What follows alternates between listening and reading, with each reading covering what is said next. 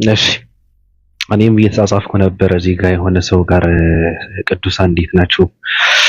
ሰላም ነዋ። እኔ እንኳን እንደዚህ እየጨበጥኩ ቅፍ አድርጌ ሰላም ብላችሁ መልካም ነበር። ያው መነፋፈቁ ስላለ አሁን ዛሬ ገብተን ኦፓ እንኳን ብዙ ነገር እየታዘበችም እያየችም ስለነበረ ያው ብዙ ነገር እየነካካች ነበረ። ጠቃሚና ቁም ነገር ያለው ነገር ስትነካካ ነበረና እኔ ደግሞ ትንሽ ነካላስ ካላደረኩ ይደብረኛልና አንዳንድ ጨባን ታውቁታላችሁ? ጨባ የሚባለው እነዛ ታንዛኒያ ውስጥ የሚኖሩ ዝንጀሮን እንትን እያደረጉ የሚበሉ ሰዎች እነ ጨባ ማለት ነው። እና አቃቃ የሚባሉ ከነሱ ያመለጠ አራዳ የሚመስሉ ሰዎች አሉ። አንዳንድ የተራበች ዝንጀሮ የሚመስሉ ሰዎች አሉና አሁን እንደነዚህ አይነት ሰዎች ስማቸውን አንስተን እዚህ ጋር እንትን አጀንዳ አድርገን ብናወራ ለነሱ ትልቅ ዓላማ ፍላጎታቸው ነው።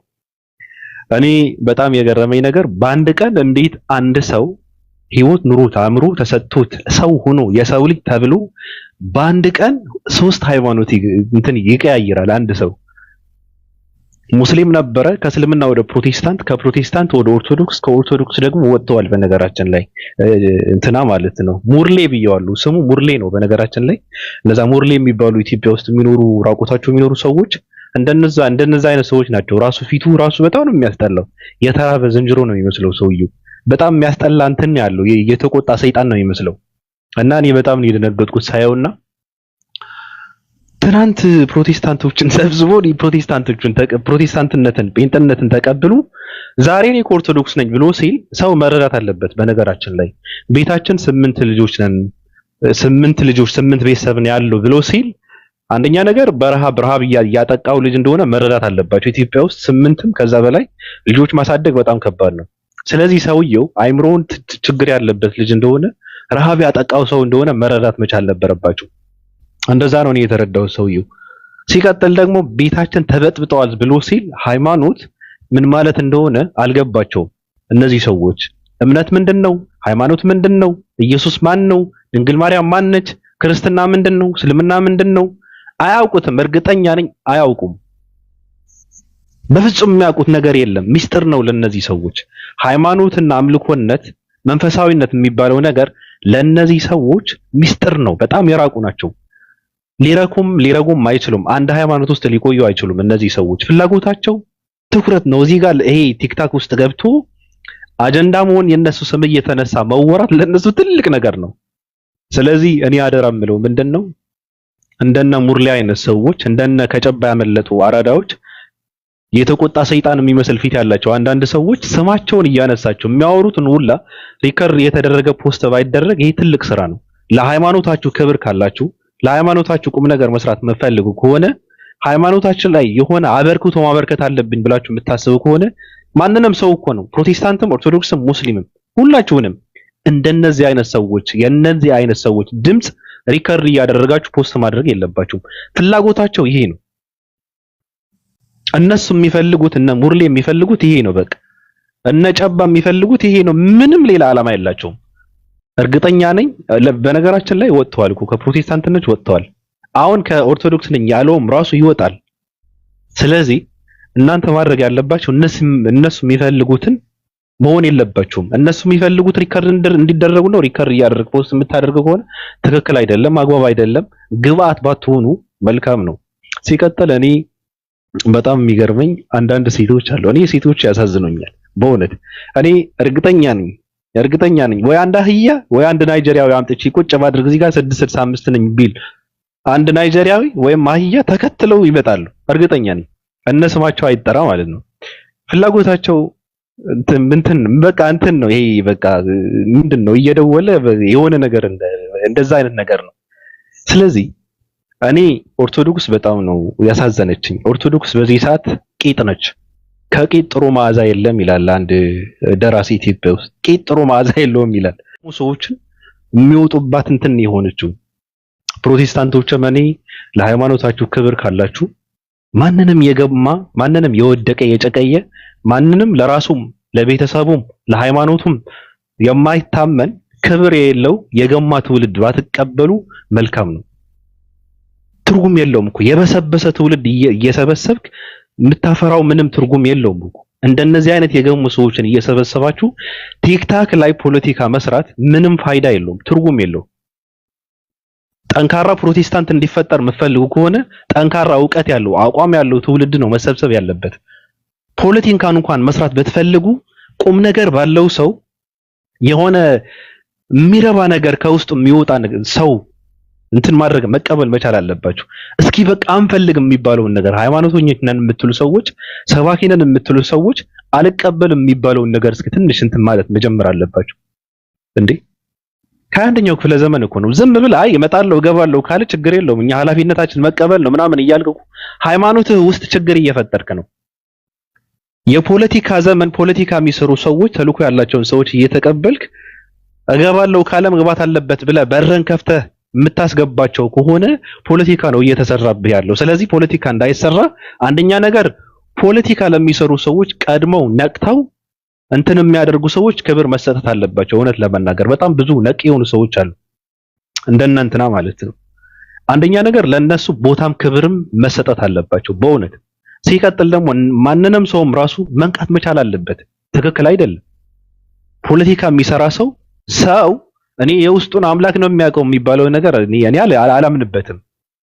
እንደነዚህ አይነት ዘገምተኛ ሰዎች የእንስሳ ሰው ሆነ የእንስሳ አመለካከት ያላቸውን ሰዎች ፍላጎት ቀድመ የማትረዳ ከሆነ በጣም ከባድ ነው።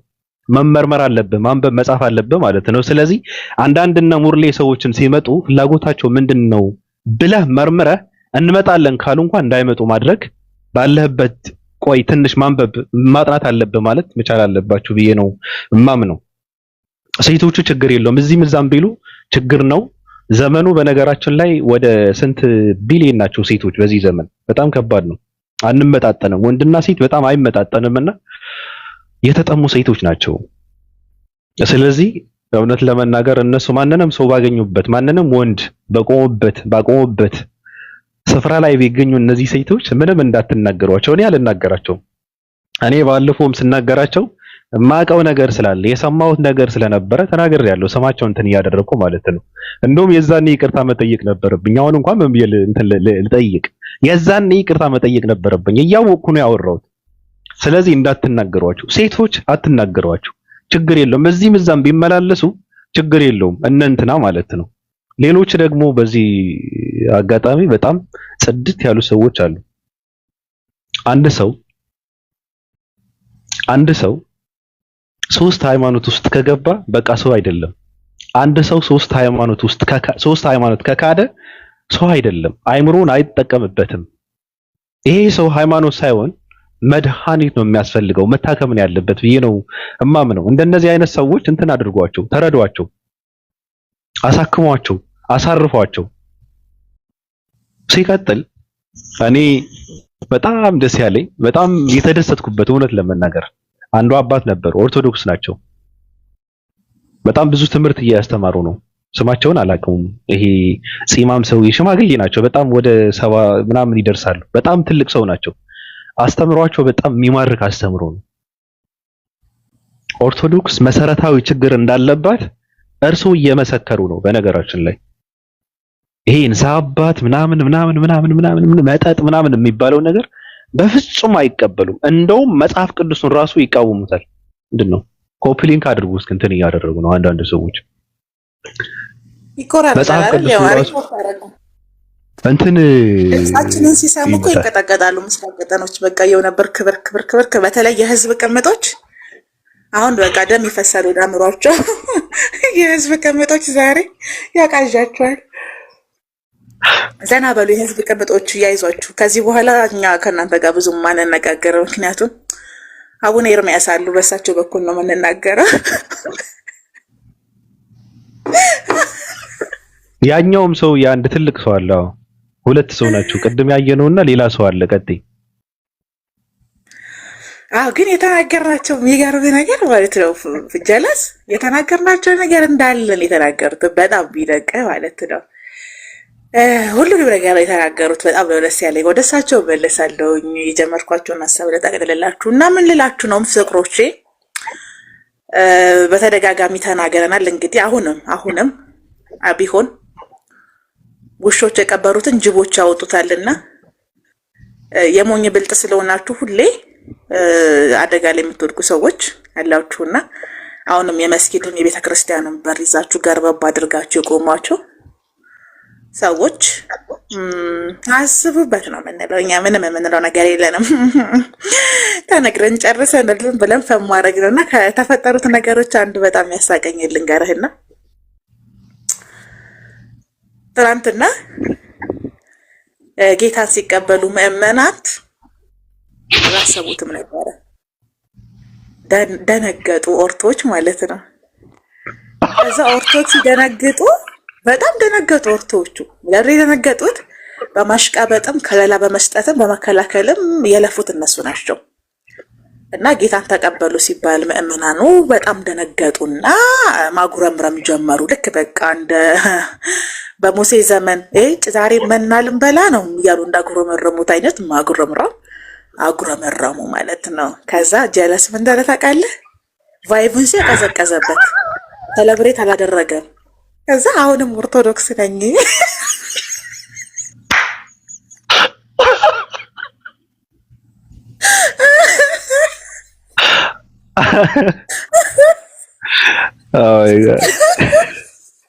መጫወቻ የሆኑ ልጆች ኦርቶዶክስ አሁንም አልገባቸውም። እነሱ እንደዛ ብሎ ሲላቸው ለምን እንደሆነ አልገባቸውም። ቀጥይ ከባድ በዘመን ማለት ነው።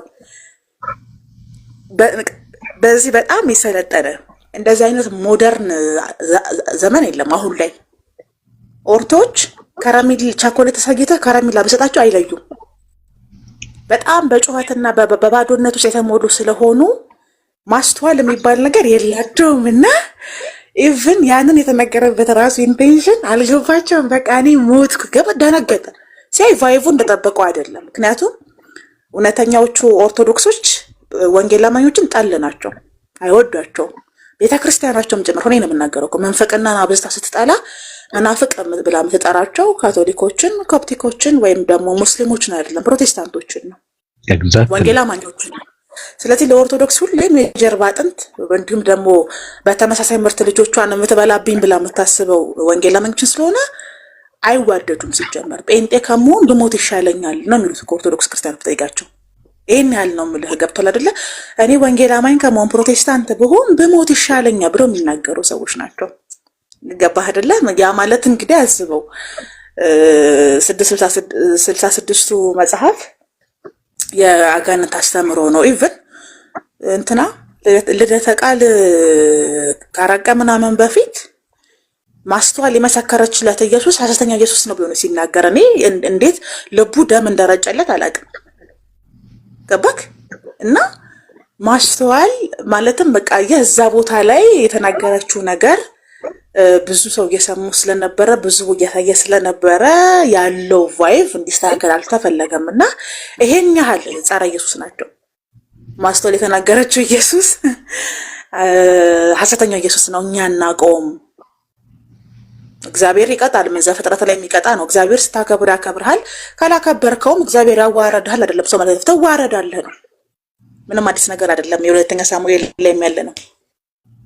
በቃ እግዚአብሔርን የምታከብረው ያከብራል። እግዚአብሔርን ካላከበርከው እግዚአብሔር አይደለም ያዋረድ፣ ራስህ ትዋረዳለህ። በቃ ዓለም ያዋረድሃል። መናገር የፈለገችውም ከዚህ ኮንቴክስት ነው። ይሄ ደግሞ አዲስ ነገር አይደለም። ራሳቸውም አባቶቻቸውም የሚናገሩት ነገር ነው። እና ልክ ማስተዋል ስትናገረው ልክ በቃ የሆነ ሌላ ታሪክ አስመስለው ያ ኢየሱስ አደገኛ ኢየሱስ እንደሆነ አድርገው የሚናገሩ ሰዎች ናቸው። ስለዚህ ይህን ያህል ልዩነት ኖሯቸው የእነሱን ኢየሱስ የእነሱን አስተምሮ ይህን ያህል የሚጠሉና የሚፈሩ ሆነው ለምንድን ነው ቲክቶክ ላይ አብረው የተቀመጡ ስትል እድሜ ለሙስሊሞች። ገባህ? ምን ያህል ፓወር እንዳላቸው ሙስሊሞች ሁሌ ነው የምናገረው። በዚህ አጋጣሚ በግድ ባልና ሚስት እንደሆኑ ያደረጓቸው አማራጭ አልነበራቸውም። ሙስሊሞችን አታክ ለማድረግ እስልምና ለመስራት ግዴታ እጅ ለእጅ መያያዝ ነበረባቸው። ተያይዘውም አልተሳካላቸውም። የሚገርምህ ነገር ማለት ነው ጣቶቻቸውን የቆሰሉት። ግን በየመሃሉ አሁን እኔ ፕሮቴስታንቶች ወንጌል አማኞች ምናምን አላይም ያን ያህል ለቤተ ክርስቲያኗ ለኦርቶዶክስ የበዛ ጥላቻና ተቃውሞ ሲኖራቸው በአምልኳቸውም ላይ ሲናገሩ አልሰማም። እንደውም መዝሙሮቻቸውንም ይጠቀማሉ። ኢየሱስን የሚያመሰግን የትኛውንም መዝሙር ይጠቀማሉ። እዚህ ጋር ግን ስትመጣ ያለን የነበረ ነው ጥላቻቸው። ዘመንም የሚሽሩ አይደለም የሚለወጥም አይደለም። እና በዚህ መሀል ላይ ሆኖ እነሱ ለፍተው ከዛ እሱ ጌታን ተቀበልኩ ሲል በጣም ነበረ የደነገጡት፣ በጣም ነበር የደበራቸው። ከዛ እንደደበራቸውና ደስ እንዳላላቸው ሲያይ ጀለስ እኔ እኮ አሁንም ኢማጂን እንግዲህ ጌታን የግል አዳኝ አድርገህ ተቀብለህ ከዛ ደግሞ ትንሽ ቆይተህ እኔ እኮ አሁንም ኦርቶዶክስ ነኝ ብለህ ሚዲያ ላይ ስትናገርና የተናገርክበት ምክንያት ራሱ ማስረዳት ሲያቅትህ ከባድ ነው። እኔ ለዚህ እኮ ነው የአእምሮ ጤናችሁን ጠብቁም ብለው። የአእምሮ ጤና መጠበቅ ትልቅ ጥቅም አለው። ማይ ፋሚሊ አሁንም እላችኋለሁ የአእምሮ ጤናችሁን ጠብቁ። ግን ምን ብዬ ጽፌ ነበር መሰለኝ ለአንድ ወዳጄ ጌታን ተቀበለ እኮ ምናምን ጀለሶች እኮ ጌታን ተቀበሉ ብላ ስትጽፍልኝ መንፈሳቸው እኮ ሞቷል አልኳት። ደግሞ ሁሌ ነው የምነግራችሁ አሁንም ወደፊትም። ለዚህ ነው አቡነ ኤርምያስ የሰጡትን ኢንተርቪው አቡነ ኤርምያስ የተናገሩትን ነገር ወስደው ወደ ተግባር ከቀየሩት ባቢ የመትረፍ እድላቸው ከፍተኛ ነው። አብዛኞቹ ማህበራዊ ሚዲያ ላይ ከምንም በላይ ቲክቶክ ላይ ያሉ ኦርቶዶክስ ክርስቲያኖች የጠፉ ክርስቲያኖች ናቸው። መንፈሳቸውም እየሞተ ነው። ገባ? ለምሳሌ ጥላቻና ኢየሱስ በፍጹም አብሮ የሚሄድ ነገር አይደለም። ባቢ ሁሌ ነው የምናገረው። ኢየሱስን የግል አዳኝ አድርገህ ኢየሱስን አምላክ አድርገህ ክርስቲያን ሆነ ክርስቶስን ለመመሰል የጣልክ ጥላቻ፣ ስድብ፣ ቧልት፣ ፌዝ የምታወጣው ነገሮች በሙሉ ተቃራኒ ናቸው። በቃ ተቃራኒ ናቸው። በዚህ ውስጥ ነው ቅድስናቸውና መንፈሳቸውን ነው የሚያጡት ማለት ነው። ከዛ ያ ባዶነታቸው ስለሚያሰቃያቸው ሁሌ እንደተንከራተቱ እነዚህ ሰዎች የሳይኮሎጂ እርዳታ ሁላ ነው የሚያስፈልጋቸው። በስርዓት ቁጭ አድርጎ አቡነ ኤርምያስ እንደተናገሩት አስቀምጠው ሳይኮሎጂካሊ መጽሐፍ ቅዱስ መማር አለባቸው። ምን እንዳሉ ታውቃለህ? አቡነ ኤርምያስ መጽሐፍ ቅዱስ መማር አለብን፣ የአባቶቻችን ሃይማኖት ብሎ የሚቀበለን ሰው ከዚህ በኋላ አይኖርም አሉ። ይሄን ሁሌ ነው የምናገረው። ምን አለ? አዎ ትክክል ገብቶሃል? ምን የአባቶቻችን ሃይማኖት ነው ብሎ የሚቀበለንና የሚያስቀጥለን የለም። መስራት አለብን፣ ማነጽ አለብን፣ ማስተማር አለብን አሉ። ትክክለኛውን ቤዝመንቱን መጽሐፍ ቅዱስን ማስተማር አለብን። ዳዊትና ውዳሴ ማርያም የእምነቱን መሰረት አያሳይም አሉ። ጽንሰ ሐሳቡን አይገልጽም አሉ። ትክክል እና ሸሪድም ቢሆን እኮ መጽሐፍ ቅዱስ አንብቦ ብሉይና ሐዲስ አንብቦ ነው ወደ ዝማሬዎችን ወደ ሌሎች ነገሮች የገባው። ስለዚህ መቅደም ያለበትን አላስቀደምንም፣ ከመጨረሻ ነው የጀመርነው አሉ። እና እነዚህ ነገሮች ከገባቸውና ከነቁበት የሚድኑበት ነው። ማህበራዊ ሚዲያ ላይ ያሉት የሚድኑበት ነው። ግን የሚድኑ ሰዎች አይደሉም። ለምን መሰለክ? ማስተዋል ኢየሱስ ያድናል ብላ ስትናገር ከዛ ክሬዲቷን መውሰድ ፈለገና አዶናይ ማርያም ማርያም ብሎ ጮኸ። ይሄው አዶናይ ንጉሳችን ነው ብለው መጡ። እነዚህ ሰዎች እኮ ጸጉሩ ረዘም ያለ አንድ ነጭ በባዶ እግሩ ቢሄድ እኮ ኢየሱስ መጣ የሚሉ ሰዎች ናቸው። በዚህ አይነት ገብቶሃል እያልኩ ያለሁት? አዶናይ ማርያም ማርያም ብሎ 3 ጊዜ ስለጮኸ ይሄ ሁሉ ሰው ኦ ያለበት ምክንያት አዶናይ እኮ ሴጋ ነበር ስሙ አይደል እንዴ? ትክክል። ስለዚህ በ72 ሰዓት ውስጥ አቴንሽናችሁን ራሱ የወሰደባችሁ ክሬዲቱን ቀምቷት ነው። ከማላይ ከማስተዋል ላይ ኢየሱስ ያድናል ብላ ስለመሰከረች አዳራሽ ውስጥ የነበረውን ቫይቫይና የራሱን ክሬዲት ወሰደ ከሷ ቀምቶ። ከዛም ምን ያደረገው ኢማጂን። ከዛን ቀን በፊት የት እንዳደረ አይታወቅም። መቼስ ታውቃለህ አዶናይ በየሰዓቱ ነው የሚራጨው። ከጃኒ ጋር ይድር፣ ከቲቲ ጋር ይድር፣ ከፊፊ ጋር አይታወቅም። ከነ ልብሱ ብድግ ብሎ አክሱም ገባ። አክሱም ሄዶ ገባ። እሺ እንኳን ገባ ችግር የለውም ይግባ። ነጠላ ይዞ ሄድም አስቦበት እኮ ነው ሄደው። ገባክ? እንዴት እንደረጋገጡት አይተሻል? ፎቶ እየተነሱ እንደ ሚሊኒየም አዳራሽ ሰልፊ እየተነሱ ተሰብስበው የእሱ አረማመድ አይተኸዋል? ኢቭን ነበር ይሄን እኮ የምልህ ውስጡ ያለ የተለማመደው ቅድስና እንደሌለው ካራክተሩ ያሳያል እኮ። ልክ እንደ ሚሊኒየም አዳራሽ ነበር ሪያክት ሲያደርግ የነበረው። እንዲህ አይነትን ሰው ይሄን ያህል እንዲጮህ የተፈለገው ምንድን ነው ብሎ ካሰቡ ማርያምን የሚጠላ ትውልድ አለ ብሎ ስለሚያስቡ እነዛ ማስቀናት ፈልገው ነው። ለዚህ ነው ኦርቶዶክሶች ቸኮሌት ነው ብለህ ከረሜላ ብትሰጥ ይቀበሉሃል የሚልክ። በእንደዚህ አይነት መንገድ የሚደለሉ ናቸው። በጣም ደካማ ናቸው። ባዶነታቸው ከመስፋቱ የተነሳ ቅድስናቸውን ከማጣታቸው የተነሳ መንፈሳቸው ስለሞተ ስቃያቸውን ይደብቅልኛል፣ ያገግሙልኛል ያሉት ነገር ላይ በሙሉ የሚንጠለጠሉ ናቸው። ከዛ ምንድነው የሚያደርገው? አዶናይ ስግጥ መፈምስ መርሁ ነው። ነገ ስግጥ ብሎ ትቶህ እኮ አዶናይ ትቷቸው ወደ መጣበት ይመለሳል። ቢያንስ መሄጃ ቦታ አለው፣ ማምለጫ ቦታ አለው። መርሁ ራሱ መሰገጥ መፈመስ ስለሆነ በቃ አልቻልኩም ከበደኝ ብሎ የራሱን ላይፍ ይቀጥላል። እነዚህ ሰዎች ምድረ ቢሆኑት ኢማጂን እንግዲህ እንዲህ አይነት ሰው አዳራሽ ላይ 3 ጊዜ ማርያም ማርያም አለልኝ ብሎ ይሄን ያህል ከጮሁ እነዚህ ሰዎች በዘመናት ውስጥ ስንት ነገር እንዳጡ። ለዚህ እኮ ነው ከአገር ገዥነት ሀገርን ከምትገዛ ቤተክርስቲያን መሪዎቿ እንዳለ ኦርቶዶክሶች ቆራቢዎች ከነበሩባት ስርዓት ወርዳ ኦርቶዶክስ መብቷን ማስከበር እስከሚያቀታት ድረስ ተራ ተቋም እንድትሆን ያደረጓት እኮ በዚህ ጭንቅላታቸው ነው። ባቢ መብታቸውን እስከማጣት ድረስ ሚሊኒየም አዳራሽ ውስጥ ተሰብስበው የሚቀመጡበት እኮ ምክንያታቸው ቤተክርስቲያን ጠቧቸው እኮ አይደለም፣ ለሱቅ አከራይተው ስለጨረሱት እኮ ነው። ታውቃለህ አይደል ባቢ? ቤተክርስቲያኗ ካላት ቦታ አንጻር አዳሪ ትምህርት ቤት፣ ሆስፒታል፣ የአረጋውያንና የህፃናት ማቆያ መገንባት የሚችል አቅም ማለት ቤተክርስቲያኗ ቦታዋ ራሱ ስፔሱ ግን ለሱቅ ሸንሽ ነው ስለጨረሱት። አውደ ምሕረት የላቸውም፣ ፕሮግራም የሚያዘጋጁበት ቦታ የላቸውም። ስለዚህ ግብረ ሰዶም የሚሰበሰብበት እያሉ የሚጠሩት አዳራሽ ውስጥ ሄደው ይሰበሰባሉ። አማራጭ የለም። እንደዚህ አይነት ሰዎች ናቸው እንግዲህ ቁጭ ብለው እኛን ለመናገር ጥረት የሚያደርጉት። እኔ የጉሬላ ታክቲክ ነው የምጠቀመው። ጠቅ ጠቅ ጠቅ ጠቅ አድርጌ እሄዳለሁ። ሲያፈራ መጥቼ ቆረጥ ቆረጥ አደርጋለሁ። ቤተክርስቲያናችሁን ሸንሽናችሁ ሱቅ አድርጋችሁ በመጨረሳችሁ ምክንያት ምእመናችሁን ሰብስባችሁ ኮንፈረንስ የምታደርጉበት፣ አምልኮ የምታደርጉበት፣ የምታስተምሩበት ቦታ የላችሁ። ከዛ ሚኒሌም አዳራሽ እኛ እንደ መናፍቅና እንደ ዘፋኝ 200 ብር 300 ብር ከፍለን አንገባም። ትገባለህ፣ በግድ ነው የምትገባው። የት ሄደህ ትጫዋለህ ታዲያ? መንግስት አያምናችሁም፣ ስቴዲየምን አይፈቅድላችሁም መንግስት። ለምን? በነጠላችሁ ውስጥ ወይ ጩቤ ወይ ቦምብ ትይዛላችሁ ብሎ ስለሚያምን። መርሆቻችሁ በሙሉ በእምነት ላይ ተመሰረቱ አይደሉም፣ በስጋት ላይ ነው።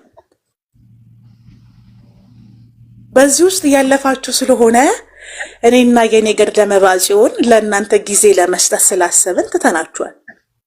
ምክንያቱም እኛ የቀመርነውን ራሱ 12 ዓመት ብሰጣችሁ ራሱ አፈቱትም። እስከ 2030 ሰተናችኋል። አሁን አቡነ ኤርሚያስ ሐሳቦቻችንን እንዳለ አንድ ባንድ በዝርዝር ስለተናገሩልን ነጥቦቻችንን እነዛን ሆምወርክ ሰርተን እስኪደርሱ ድረስ እኛ ባንኖርም ችግር የለውም።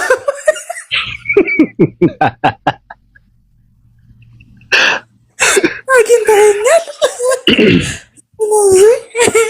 3 ጊዜ ማርያም ማርያም ብለን ትኩረት ስበህ ገባክ። በቃ እንደዚህ ነው። አሁን ሚዲያ ላይ ብለ የተደረጉት ታውቃለህ። ሚዲያ ላይ መስማት የሚፈልጉትን ይነግሯቸውና መውሰድ የሚፈልጉትን ቀምቶ ይወስዱባቸዋል። ኢማጂን ምስራቅ ቀጣሪዎች ምን አይነት ማይንድ እንዳላቸው ማለት ነው። በቃ መስማት የሚፈልጉትን አሁን ማርያም ማርያም 3 ጊዜ ብሎ አዶናይ እንደቃ ሁሉም አሮጊት፣ ሽማግሌ፣ አዛውንት፣ ወጣት ሳይል ከጎኑ አስቆሙ። በቃ በሚቀጥለው ደግሞ ምንድን ነው የምታደርገው? ተክልዬ የሚለው መዝሙር ትዘምርና ባህር ዳርን ትቆጣጠራለህ። ጣና ላይ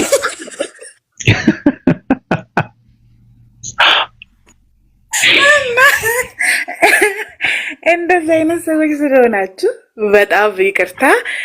ቤታችንን እንድንከፍትና ሀሳብ እንድንሰጥ ያደረገን ግን እዚህ ቤት ስለነበረ አብዮቱ የፈነዳው የመስጊድም የቤተ ክርስቲያንን በር የያዛችሁ ሰዎች አንዱን በር ልቀቁ ስላለንና የመስጊዱን በር ስላስለቀቅን ሰላብሬት ልናደርግን የመጣ ነው። እንግዲህ በራሳችሁ ሀሳብ እንድትወድቁ አድርገናል። በቀላሉ ነው የወደቃችሁት፣ ተናዛችኋል። የሚገርማችሁ ነገር እናመሰግናለን። ተልኳችንን ጨርሰናል። አሁን አዲስ ስትራቴጂና አዲስ እቅድ ነው የምናደርገው። እንደ አይፎን ቶሎ ቶሎ ነው አዳዲስ ነገሮችን ነው የምናመርተው። እኛ መቼስ ታውቃላችሁ አይደል እንዴ ፍቅሬ? አዎ የኔ ሰይፈ ስላሴ አንድ ነገር ግን እዛ ጋር ምንድን ነው አንድ ነገር ማለት የምፈልገው ነገር አለ። እውነት ለመናገር ቀድመው የነቁ በእውቀትም የበቁ በጣም ትልልቅ ሰዎች አሉና እነሱ እንደዚህ አይነት ነገር አለ ብለው ሲናገሩ አንዳንድ ሰዎች አይ ካሉ ለምን ስማቸውን እንትን አይጠቀስም ምናምን ሲሉ ነበር። ሁሉም ነገር ስም እየተጠቀሰ አይደለም። ምንድነው ማስጠንቀቂያ የሚሰጠው? ስለዚህ ትልልቅ ሰዎች ነበሩ ቀድመው። እኔ እውነት ለመናገር የዛኔ ስሰማ እኛም በራሳችን እንደ 665 እንደ ራሳችን የምናውቀው ነገር ስለነበረ ከዛ ደግሞ የሆነ ሰው መጥቶ እንደዚህ አይነት ነገር አለ ብሎ ሲል ከየት አመጣው ምናምን ብዬ ነው እኔ የደነገጥኩት። እውነት ለመናገር እንዴት ነው የደረሰበት ምናምን ብዬ ማለት ነውና እውነት ለመናገር በጣም እንደዚህ አይነት ብቁ የሆኑ ሰዎች አሉና እኔ በጣም ነው እንደዚህ አይነት ምንድነው በጣም ንቁ የሆኑ ሰዎች አደንቃለሁ። ክብር ይገባቸዋል ብዬ ነው የምለው። ቀደም ስትነካከው ነበርና ኦርቶዶክሳውያን ማወቅ ያለባቸው ከሙስሊም ጋራ ምንም የሚያገናኝ ነገር እኮ የለም። በነገራችን ላይ መሰረታዊ የክርስትና መሰረታዊ ነገሩ ራሱ ቢገናኝም አሁን ለምሳሌ ክርስትና ወይም ክርስቲያን ማን ነው ብለህ ስትል የክርስቶስ ተከታይ ነው ከተባለ በክርስትና አስተምሮ ሙስሊምም ክርስቲያን ነው ማለት ነው። ምክንያቱም ክርስቶስን ይከተላላ። ክርስቶስን የሚከተል ክርስቲያን ነው ካልክ ወይም ክርስቶስን የሚከተል መንግስተ ሰማያትን ይወርሳል የዘላለም ህይወት አለው ካልክ በእናንተ አስተምሮ ራሱ ሙስሊምም የዘላለም ህይወት ያገኛል ማለት ነው። ምክንያቱም የክርስቶስ ተከታይ ነው ወደድክም ጠላም። እሱንም የሚከተልበት አንዱ እንትኑ ደግሞ አንተን ታምንበታለህ። መጽሐፍ ቅዱስንም ይመሰክርለታል። በነገራችን ላይ በቃልና በስራ ብርቱ ስለነበረው ስለ ነብዩ ኢየሱስ ከተባለ ነብይነቱ አምነው ከተቀበሉ ኢየሱስን በመከተል የዘላለም ህይወት ከተገኘ እነሱም ይገባሉ ማለት ነው። እኔ ግን ከሙስሊሞች በላይ የነሱ እምነትም ነው በነገራችን ላይ እኔም እንደዛ ብዬ ነው የማምነው። እውነት ለመናገር አሁን ኦርቶዶክስ ሊጠፋ የሚችለው እየመነመነም ያለው ወንፊትም ያደረጉት ቂጥ ያደረጉት በጣም ያጨቀዩት በጣም እንደዚህ ያደርገው ድቅቅ ያደረጉት ፕሮቴስታንቶች ናቸው። ፕሮቴስታንቶች በእውቀትም በብዙ ነገር አታገኟቸውም። በጣም እንትን ናቸው፣ ስማርት ናቸው፣ ዘመናዊ ናቸው። የሚሰሩትን የሚያደርጉትን ጠንቅቀው የት መቼ ጠንቅቀው የሚያውቁ ሰዎች ናቸው ፕሮቴስታንቶች ማለት። ስለዚህ ኦርቶዶክሳውያን ፕሮቴስታንቶችን ማሸነፍ ከፈለጋችሁ በእውቀት አትችሉም፣ በምንም ነገር አትችሉም። ያላችሁ አንድ አማራጭ ምንድነው? አለመውለድ ነው። በቃ ስንገደል እንበዛለን ምናምን የምትለውን ተወውና ስትገድሉ እንጂ በነገራችን ላይ ዓለም ላይ ኦርቶዶክሳውያን ያጠፏቸው ሁለት ሃይማኖቶች አሉ። እንደ ፈንድሻ ስንሞት እንበዛለን ማለት እኮ አሁን አቆሙ ገባ አንልም አሉ። ይሄ እኮ ይያለው ምን ትርጉም አለው? እየወለድክ ለፕሮቴስታንት ወልደህ አሳድገህ ለፕሮቴስታንት ልጆችን እያስረከብ ትርጉሙ ምንድነው? ይልክ ለኦርቶዶክሳውያን ጥቅስ መፈክር ነው ገባ። ይሄንን የሰባ ቋንቋ እየተጠቀሙ ደግሞ መጠበብ ለነሱ ዕውቀት ነው። የዕውቀትና የእውነት መረዳታቸው በጣም ደካማ ነው። እኔ ሁሌ ነው የምናገረው አገርን የሚገዙ ገባክ ኢትዮጵያን ኦርቶዶክስ አይዲዮሎጂና ፍልስፍና ይመሩ የነበሩ እኮ ዕውቀቱ ኖራቸው ሳይሆን እድሉ ስለነበራቸው ነው። እድላቸውን ሲያጡ ግን ምንም ነገር የላቸውም። ገባ ይሄ ማለት ወይ ከሀብታም ትውለድ ወይ ከሀብታም ተጠጋ አይነት ነው። ገባ ከባባል ያነጋገሩ ሰው። ስለዚህ አሁን ባላቸውን ያረቡ ነባራዊ ሁኔታ ውስጥ ማህበራዊ ሚዲያ ላይ ያሉ ኦርቶዶክስ ክርስቲያኖች ሁሉንም እያልኩ አይደለም 75% የሚሆኑት መንፈሳቸው ሞቷል፣ ቅድስናቸውንም አጥተዋል፣ የጠፉ ክርስቲያኖች ናቸው። እነዚህን የጠፉ ክርስቲያኖች እያደኑ የአዲስ ኪዳን ካህናት የሚያደርጓቸው ደግሞ የወንጌል አማኞች ናቸው። እየጠረቡ እየሰሩ እያስተካከሉ አርቲስትና ገጣሚ ዘፋኝና ተዋናኝ ገባክ መለኩሴ ነህ ሽማግሌ ነህ ነው። አይ ካልክ ደግሞ ተሐድሶ ያደርገዋል፣ አማራጭ ይሰጠዋል። ገባህ አባባይ ላይ ዋናው ብቻ ነጠላ ጎታች አትሁን። ወንጌልና ወንጌል ላይ ፎከስ አድርግ። ተሐድሶ ነው መሆኑ በተላቸው ራሱ ወይ ተሐድሶማ አትሁንም አትድንም አይልሁም። ገባህ አንድ እርምጃ ከተራራው ወርደሃል ሰው። ስለዚህ የትም ብትሄድ አታመልጠንም አይነት እድል ነው የሚፈቅዱልህ ማለት ነው። ለዚህ እኮ ነው መርጌታ ማናችሁ ታስታውሷቸዋላችሁ? አንድ የተናገሩት ነገር ነበርና ልጆቻችሁ የት ናቸው ሲላቸው ቴዲ ሐዋሳ ኦርቶዶክስ ጋር ገብተዋል።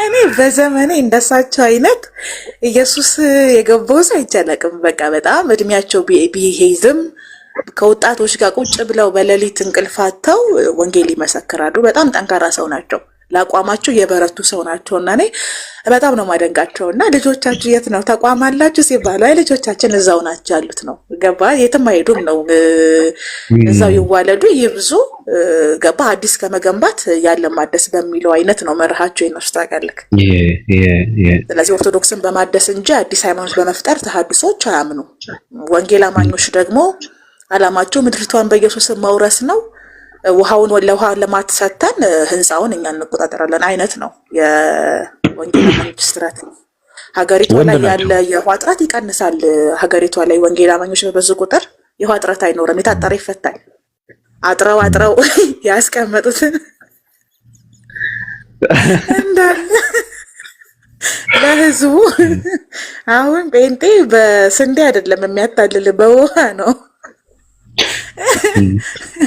ውሃ በውሃ ነው የሚሆነው ኢትዮጵያ እና ውሃ የማይጠፋበት አካባቢ ላይ ዞር በትሉ ብዙ ጴንጤ ያለ ማለት ነው የታጠረ ውሃ የለም ማለት ነው እንደዛ እንደማለት ነው የገባቸው ናቸው ዘመናዊ ሰዎች ናቸው የሰለጠኑ ናቸው ፕሮቴስታንቶች እነዚህ ጴንጤዎች በጣም የሰለጠኑ ናቸው እውነት ለመናገር እነሱ አካሄዳቸው እኔ እንትናቸው ይሄ ብልጠታቸው አሪፍ ነው ይመቸኛል ጀግና ናቸው ገብቶሻል እንዴት አድርገው መብዛት መባዛት እንደሚችሉ ያውቃሉ በነገሮች ላይ ፕሮቴስታንትኛም በመውለድ አይደለም እንደዛማ ከሆነ አይደርሱበትም እኮ እንትን አይሉ አይ ኦርቶዶክሳውያን የሚወልዷቸው ልጆች አሉ እነሱ ላፍ እያደረክ እየጠረብክ እያሳደክ እያስተማርክ እያስለቀክ መብዛት መባዛት ነው ገብቶሻል እኔ ይመቸኛል አካሄዳቸው በጣም ጥርት ያለ ነው በነገር ላይ ምክንያቱም ጊዜ ይላቸው ስለዚህ ጊዜ ስለሌላቸው ወልደው አሳድገው አይደለም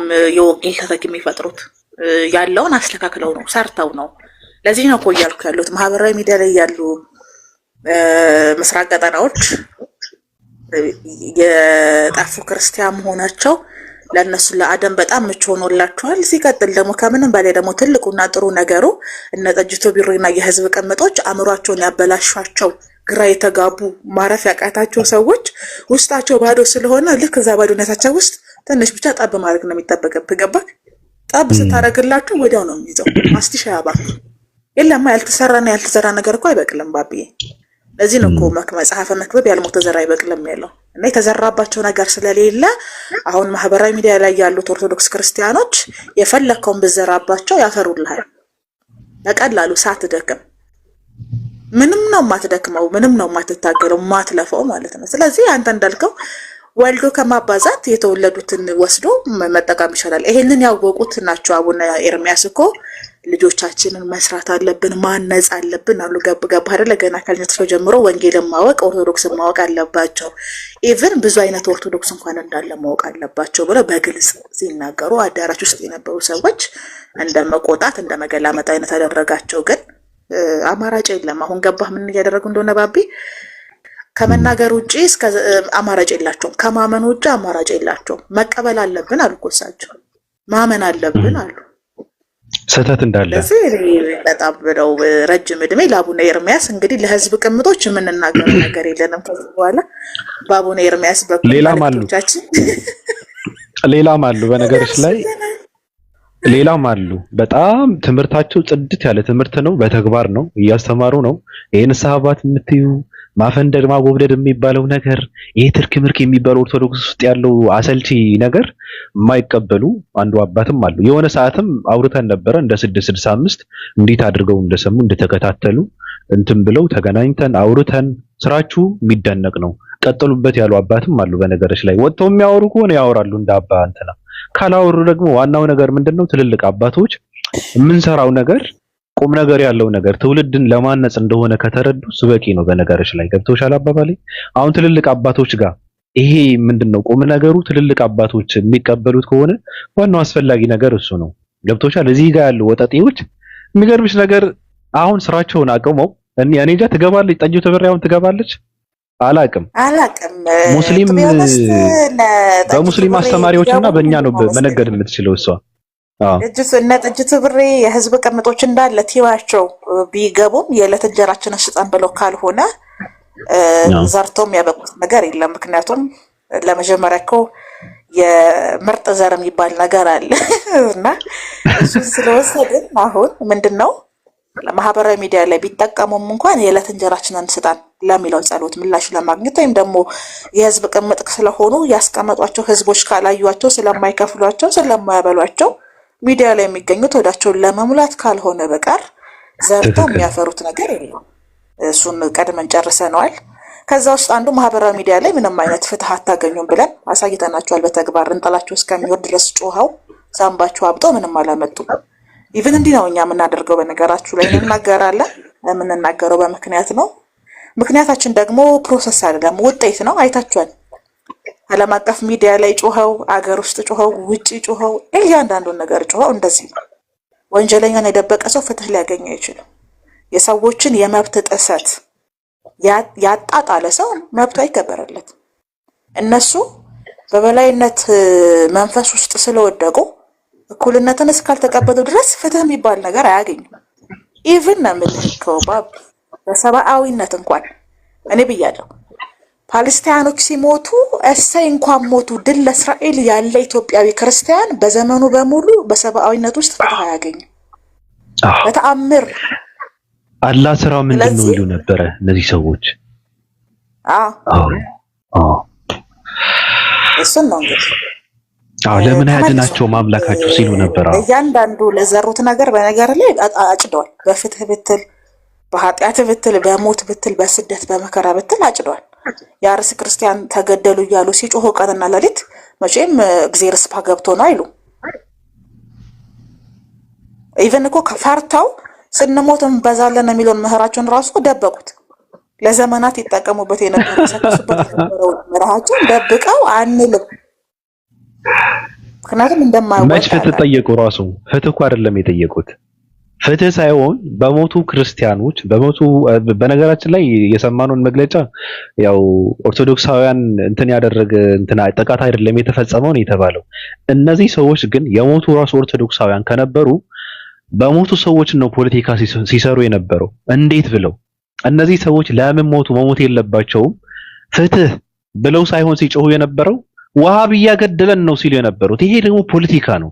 እንዴት አድርገህ ነው እዛ ሲገድል የነበረ ሰው ወሃቢያ ይሁን ማንድነው አህባሽ ይሁን ሙስሊም ይሁን ክርስቲያን ይሁን እንዴት አውቀኸው እንዴት ለይተኸው ነው? ፖለቲካ ነው ሲሰሩ የነበሩ እነዚህ ሰዎች። ፖለቲካ በሞቱ ክርስቲያኖች ፖለቲካ ሲሰሩ ነበረ። ለሞቱ ሰዎች ድምጽ እየሆኑ ነበር። በነገራችን ላይ ያደረጋቸውም እኮ አንዱ እሱ ነው። ባቢ እኔ ምንድነው መሰለክ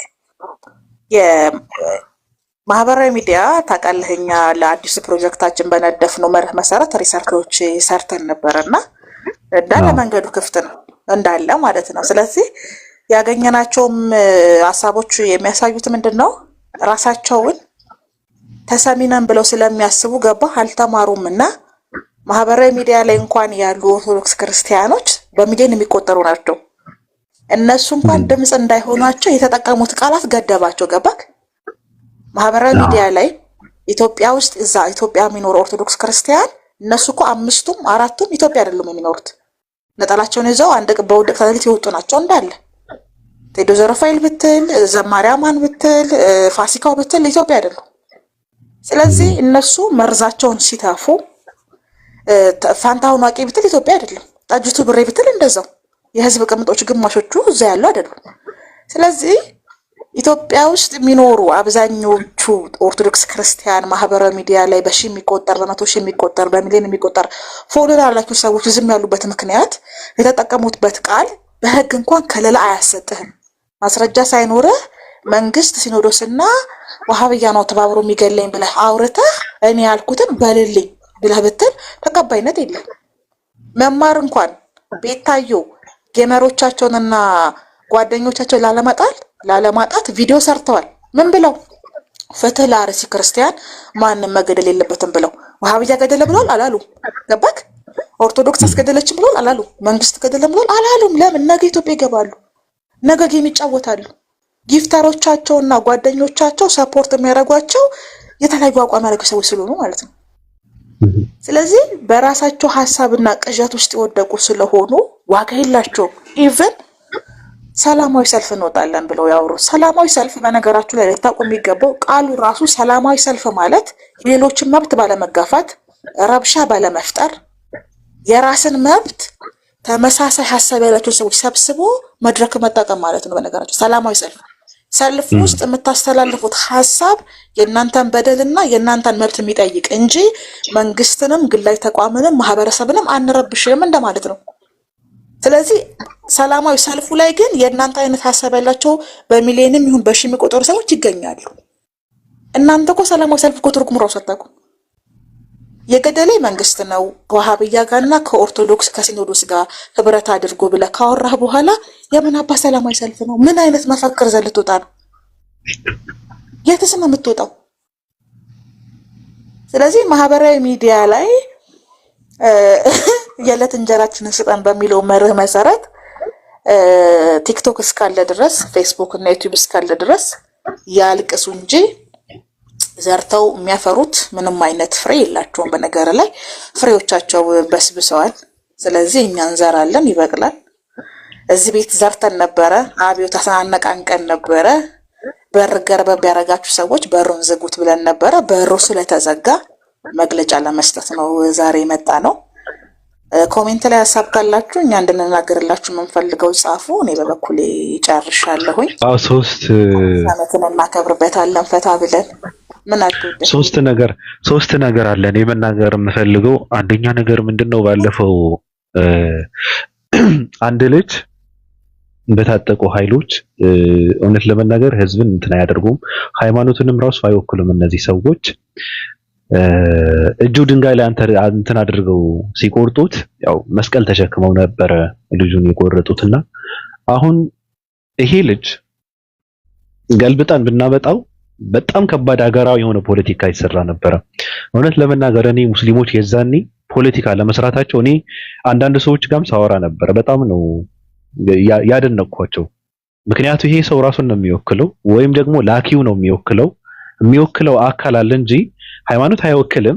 ሃይማኖቱ አይደለም እንደዛ አድርግ ብሎ ያለው ብሎ ማሰባቸው ትልቅ ነገር ነው። ይሄ በነገራችን ላይ ለሀገር ትልቅ ውለታ ነው። አገር ውስጥ መበጣበጥ አለመፍጠር ማለት እንደነዚህ አይነት ነገራቶችን ሲፈጠሩ ሰፊ በሆነ ልብ ማየት ማለት ነው፣ እነሱ እንዳዩት ማለት ነውና እኔ አደንቃቸዋለሁ። የዛን ያደረጉት ነገር ትልቅ ስራ ነው የተሰራው። የሚመሰክር ሰው ግን የለም። እነሱ ቢሆኑ ግን ሌላ ፖለቲካ ይሰሩ ነበረ እና እንደዚህ አይነት አስተዋይና አገናዛቢ ትውልድ ነው መፈጠር ያለበት። እምነትም ከተባለ እንደዛ ነው መሆን ያለበት። አሁን እምነት ሰላም ነው፣ እውነት ለምንድን ነው የሚሰብከው ምንም የሚባል ነገር አለ? በተግባር ነው ማሳየት ያለበት ብዬ ነው የምለው። ሲቀጥል አንድ ልጅ ኢትዮጵያ ውስጥ እንትን ምንድነው የሆነ እንትኑ አየሩ ተቆጣጥሮት እንትን እያደረገው ነውና ልጁ መሰበር የለበትም። አሁን አዶናይ የሚባል ልጅ መሰበር የለበትም፣ መጠቀም አለበት። ከቻለበት ካወቀበት በጣም የሚጠቀምበት ጊዜ አሁን ነው። ወጣት ነን የምትሉ ሰዎች 21ኛው ክፍለ ዘመን ላይ የምትኖሩ ሰዎች እንደነዚህ አይነት ሰዎች በመከተል ራሳችሁን ዝቅ ማድረግ የለባችሁም እናንተ ማለት ነው። እኔ አልከተላቸውም፣ ሐሳባቸውም አልስማማም። ምንድነው አሁን ለምሳሌ ቃሉን ልጠቀም፣ በመሰገጥ ምንድነው ዓላማህን ማስፈጸም የሚባል ነገር አለ። ኦኬ፣ በመሰገጥ ዓላማቸውን የሚያስፈጽሙት እነሱ ምንድነው? ፌመስነትን ነው። ስለዚህ በመሰገጥ ፌመስነትን ለአንተ ምንም ትርጉም የለውም። ፌመስነት ወደ አንተ ራሱ መምጣት አለበት አንተ በመስራት እንጂ እንደምንም አድርገህ ደክመህ አንተ የምታመጣው ከሆነ ዓላማ ፌመስ የመሆን ከሆነ ምንም ትርጉም የለውም። ስለዚህ ልጁ መሰበር የለበትም፣ ይቀጥል፣ መጠቀም አለበት። ወጣት ነው። እኔ ልጁ ላይ ምንም እንትን የለብኝም። ምንድነው ኦርቶዶክሳውያን ፖለቲካ ሲሰሩበት ነበረ። ትናንት ሰይጋም ይመታ ልጅ ነው ተብሎ እንትን ሲያደርጉት የነበሩ ሰዎች፣ ጆሮአችንን አንሰጥም ሲሉ የነበሩ ሰዎች ማርያም ስላለ ብዙ ፖለቲካ ሲሰራ ነበረ። አክሱምም እንትን ውስጥ ገብቶ ሲያጨቀየው ነበረ። ይመቸው። ምክንያቱ እሷ ኦርቶዶክስ ከዛ በላይ ስላልሆነች ማለት ነው፣ ከዛም ስለማታልፍ ማለት ነውና እንደነዚህ አይነት ነገር መሰገጥ ቁም ነገር አይደለም። መሰገጥ የሰዎችን ሐሳብ አለመቀበል ነው። የሰዎችን ሐሳብ ባለመቀበል ደግሞ ዓላማን ማስፈጸም ማለት ትርጉም የለውም። አንተ ስራህን የምታሳየው ለሰው ነው። የሰራኸውን ስራ የሰው ገበያ ላይ ነው የምትሸጠው። ስለዚህ ሰውን አላዳምጥም፣ ሰውን አልሰማም በማለት የምታስፈጽመው ምንም ነገር የለም። ሰው የተፈጠረው ከሰው ነው። ሰው የተፈጠረው ለሰው ነው። ሰው የሚኖረው ከሰው ጋር ነው። ስለዚህ ከሰዎች ጋር ተግባብተ ከሰዎች ጋር ተስማምተ ከሰዎች ጋር እየተቀባበልክ አላማህን የማታስፈጽም ከሆነ በመናበብ በመቻቻል በመግባባት ካልሆነ ምንም ትርጉም የለውም፣ ስህተት ነው። ስለዚህ መሰገጥ የሚባለውን ነገር አሁን ተማርን የሚሉ ሰዎች ሲቃወሙት እያየው ነበር። አንድ ማን ነው ኢትዮጵያ ውስጥ አንድ የተማረ ሰው አለ ምናምን ሲቃወሙ ነበር ምናምን ነገር እኔ ደግፌው መቃወሙ ትልቅ ነገር ነው። ግን ልጁ በማይሰበርበት እንትን መሆን አለበት። በድሮ አገራ እኮ ወታደር እያለ የጠጣበትን አረቄና ያስወለዳቸው ልጆች መሰብሰብ ያልቻለ ሰው ነው።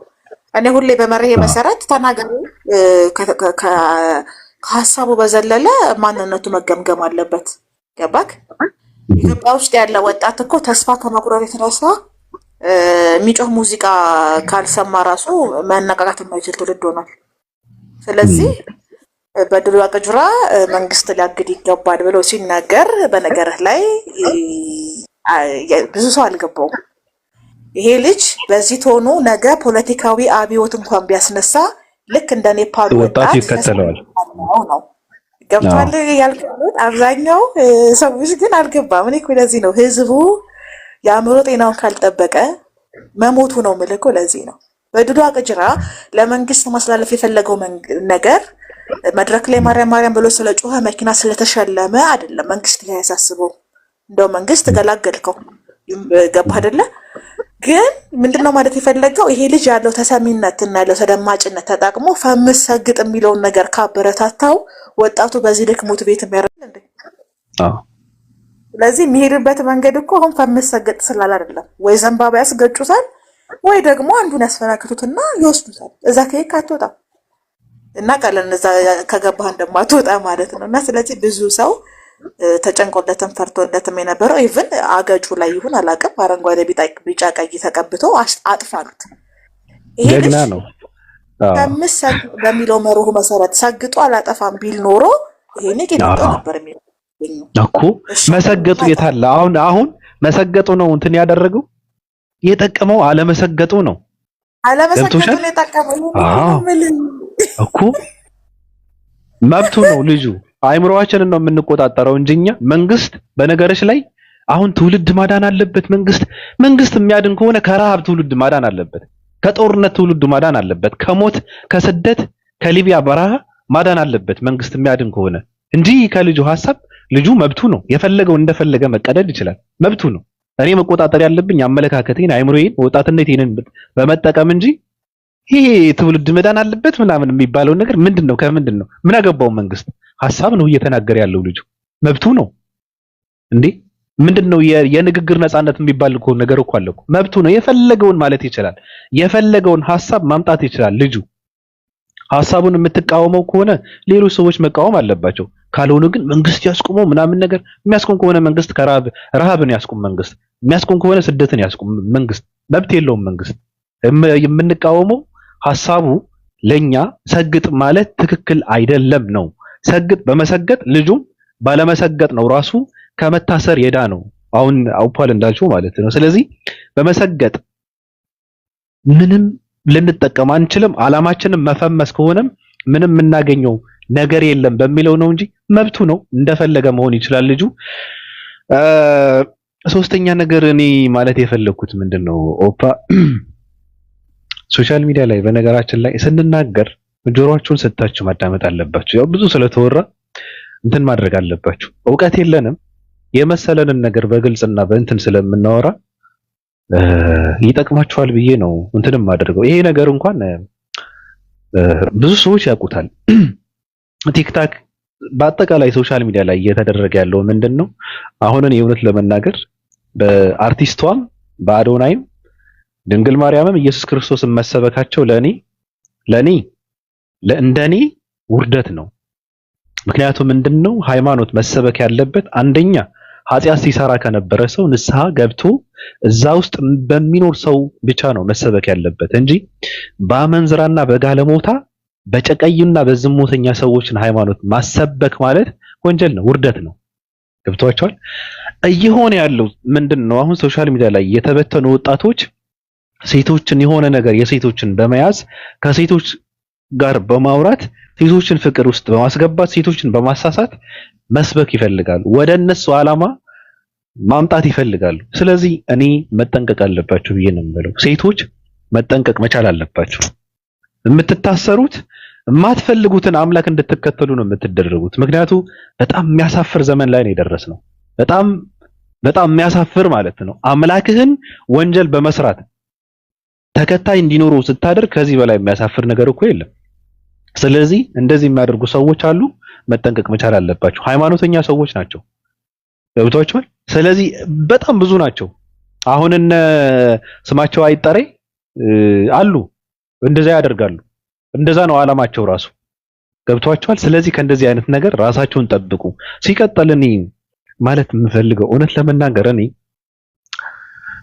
የሰው ልጅ ሞራሉም ቦታው ክብሩ ከፍ የምታደርጉት እናንተ ናችሁ እዚህ ጋር ያላችሁ ሰዎችና አንድ ሰው ሰለምኩ አለ ሙሐመድ ነኝ ምናምን አለ እንትና ሙርሌ ማለት ነው ጨባ ሰለምኩ ምናምን ሲል በቃ ፖለቲካ ተሰራ ምናምን ነገር። አንዳንድ ሰዎች እንዴት ነው የተረዱት? ይሄ ልጅ ዕውቀት እንዳለው በቃ ትልቅ ተጽዕኖ ፈጣሪ እንደሆነ አድርገው ነው የተረዱት። ገብቷቸዋል። ለሱ ትልቅ ቦታ አላቸው። በተለይ ሰለምቴ ነን የሚሉ ሰዎች አንዳንድ ሰዎች ቦታ ያላቸው ሰዎች አሉ። መጥቶ ሲያወራ የነበረው ምንድነው? ከሰለሙ ሰዎች በእውቀት የሰለምኩት እኔ ነኝ ማለቱ ምን ማለት ነው? እኔ ስመለስ እናንተ የማታውቁት ነገር አለና ከእስልምና ስወጣ እኔ እናንተ መውጣት አለባችሁ። ከእናንተ በላይ እኔ ማቀው ዕውቀት ስላለ ማቀው ነገር ስላለ እኔ ከወጣው እናንተ እዛ ጋር ቁጭ ማለት የለባችሁ መቀጠል የለባችሁ የሚባለው ነገር ነው። ስለዚህ ይሄ ልጅ ሃይማኖት ቀየረ ብላችሁ ውስጣችሁ የሚናጋ ሰዎች ካላችሁ መመርመር አለባችሁ። እንደነዚህ አይነት ሰዎች ከየሆነ ሃይማኖት ወጥተው የሆነ ሃይማኖት ውስጥ መግባታቸው እናንተ ውስጥ ተጽዕኖ የሚፈጠር ከሆነ ምንድነው ውስጣችሁን ማንነታችሁን አይምሮአችሁን ልባችሁን አሳልፋችሁ የሰጣችሁ ሰዎች ናቸው ማለት ነው። በማንንም ሰው ፍላጎትም ሐሳብም ሃይማኖታችሁን መቀየር የለባችሁም። ውስጣችሁ እንድትቀይሩ በቃ ውስጣችሁን ማዳመጥ መቻል አለባችሁ። ቀይር ካለ መቀየር ነው። አይ የሚል ከሆነ ውስጥ ቁጭ ብለህ ባለበት መቀጠል ነው። ሳታውቅ መቀየር የለብህም። ምንድነው ልጁ ሲጠየቅ ባለፈው አላውቅም አለ። ዕውቀት ሳይኖርህ ነው የቀየርከው? እኔ አለ ነብዩ መሐመድ ምንድነው አሳፋሪ ማንነት አላቸው ምናምን ነገር አላሉ። በእርግጥ እኔ ያልሰማሁትም እንደዛ አሉ። እኔ ኮመንት ነው ያየሁት። በነገራችን ላይ አሳፋሪ ማንነት ቢኖራቸውም ተጠርተህበት መጠራት አለብኝ ብለህም አምላክህንም ሰድበህበት አምላክ ብለህ እንትን ያመንከው የተከተልከው ዛሬ የሰደብክበት ስም ነው። እንድሰድብ ያደረገህ ነው። በነገርህ ላይ ሳትፈልግ የተከተልከው ሳትፈልግ የተሸከምከው የተከበረ ስም ነው። ገብቷል? ማንንም ሳያስገድድህ ራሱ ስሙ ራሱ ትልቅ ስም ስለሆነ አንገትህን እንትን አድርጎ ተሸክመው ኑረዋል። በነገርህ ላይ ሃይማኖትህን እንድትሳደብ አድርገዋል። ያለምንም እንትን ማለት ነው። ስለዚህ ዕውቀት የለም፣ ምንም የምታውቀው ነገር የለም። አሁን አንተ መታከም ነው ያለብህ፣ ሙርሌ መታከም ነው ያለብህ። ጭቃነ አንዴ ይቅርታ፣ አንድ ሰው አለ ወድ መቀሌ ምናምን የምትባል ሰው። እኔ ሰዎችን ስማቸውን እየጠራው ካላወራው ደስ አይለኝም። ራሱ ወድ መቀሌ ወድ ትግራይ ነው ወድ መቀሌ ምናምን የምትባል ሰው ዝም ብለህ አትለፋደድ። እኛ ላይ ፖለቲካ መስራት አይቻልም። ኦርቶዶክስ ነበርክ፣ ጠነጠጥክ፣ ሰለምኩ አልክ፣ ውሸት ነው። አልሰለምሽም። ወድ መቀሌ ምናምን የምትባይ አሮጊት ሴት አልሰለምሽም እኮ። ለምንድን ነው ፖለቲካ የምትሰሪው? እኛ ባለንበት እና ሌሎች ደግሞ አንቺን ከጭቃ መስራት የሚችሉበት ዕውቀት የተሸከሙ ሰዎች በሚገኙበት ቦታ ላይ ፖለቲካ ትሰሪያለሽ። ዋው ትላለች ደግሞ ሲያወሩ ምናምን። እኔ በጣም ነው የሚያስቀኝ። እዚህ ጋር ቁጭ አድርጌ እየጠየቅኳት እንትን ስላለኝ ነው። ዝም ብዬ ያለ ምክንያት አይደለም። እኔ በእሷ እንኳን እንትን ማድረግ አለብኝ እያላምነው። ለምን መሰለህ ባቢ፣ አሁን ጓል መቀሌ ባደረገችው ነገር እዚህ ቤት ራሱ አንተ ቤት አምጎድ እኔ ለምናገረው ነገር ኃላፊነት ወስጄ ነው የምናገረው ስል ሁሌ በምክንያት ነው። እዚህ አንተ ቤት ስለ እስልምና ስትጠይቅ እና ስለ አላህ ስትጠይቅ በቃል ተናግሬያታለሁ። ኢቭን ዩቲዩብ ላይ የሚያየውት ይመስለኛል ተጭኖ ማለት ነው። አንቺ ስለ ሃይማኖታዊ አምላክ ህልውና ወይ ማንነት ወይም ደግሞ የነገረ መለኮት የሚባለው ነገር መረዳትሽ ደካማ ስለሆነ ገባህ? እሷ እንደነ ትራምፕ እና እንደነ ፑቲን ነው የሚመስላት አምላክ። ኢንተርኔት ሲቋረጥብህ ይቅርታ ለ2 ሰዓት ኢንተርኔት ስለምናቋርጥ ቤተሰቦቻችን ይቅርታ፣ ዛሬ በዚህኛው በኩል መንገድ ስለሚታደስ ለ30 ደቂቃ ከቤታችሁ እንዳትወጡ የሚል ነው። ገባህ? ስትታመምም ስትቸገርም ስትሞትም ስታጣም እንደዛ ነው ይመስላል። ለዚህ ነው ስናገር እዚህ ቤት የነበራችሁ ሰዎች አዎ ሰምተናል በሉ። ጓል መቀሌን እንደውም እሷ ኦፓል ጓል መቀሌ እንዳሰልም ነው እንዲህ የምትዩ ብላችሁ ከታች ስትንጫጩ ስትበጨርቁ ነበረ። በነገራችሁ ላይ ኮሜንታተር አስታውሳላችሁ ብያ ነው በሰዓቱ የነበራችሁ ሰዎች። አንቺ መጠየቅ ያለብሽ ስለ አላህ አይደለም፣ መጠየቅ ያለብሽ ስለ እግዚአብሔር አይደለም። እስልምና ላንቺ በዛብሻል፣ ይከብድሻል። ከምንም በላይ መጀመሪያ ፈጣሪ የሚለውን የፈጣሪ ይሄ የባለቤትነት መብቱን የፈጣሪን መብትና የፈጣሪን አቅም አክሴፕት ማድረግ አለብሽ፣ መረዳት አለብሽ ብዬ ስናገር ተነፋርቃችኋል ኮሜንት ላይ። ለዚህ ነው ሁሌም ከናንተ እኔ አንድ እርምጃ ቀድማለሁ የምላችሁ። አንዳንዴ ይሄ ከንቱ የሆነ ጉጉት፣ ከንቱ የሆነ ሙገሳና ተሸካሚነት ተጠያቂ ያደርጋችኋል። በነገራችሁ ላይ አንዳንድ ሰዎችን የማይገባቸው ቦታ ተስቀምጧቸው። እኔ ቲክቶክ ላይ እንደነበረን ቆይታ እንደነበረን ቲፎዞ ቢሆን እኔ 7 ሃይማኖት እቀበላለሁ። ግን በመኖር ደረጃ እንኳን አለ ብዬ ማላምነውን የሥላሴ አስተምሮን ሪስፔክት ማድረግ ሰው ነኝ። ባቢ ታውቃለህ፣ መጽሐፍ ቅዱስ ሪስፔክት ማድረግ ሰው፣ ወንጌል ሪስፔክት ማድረግ ሰው ነኝ።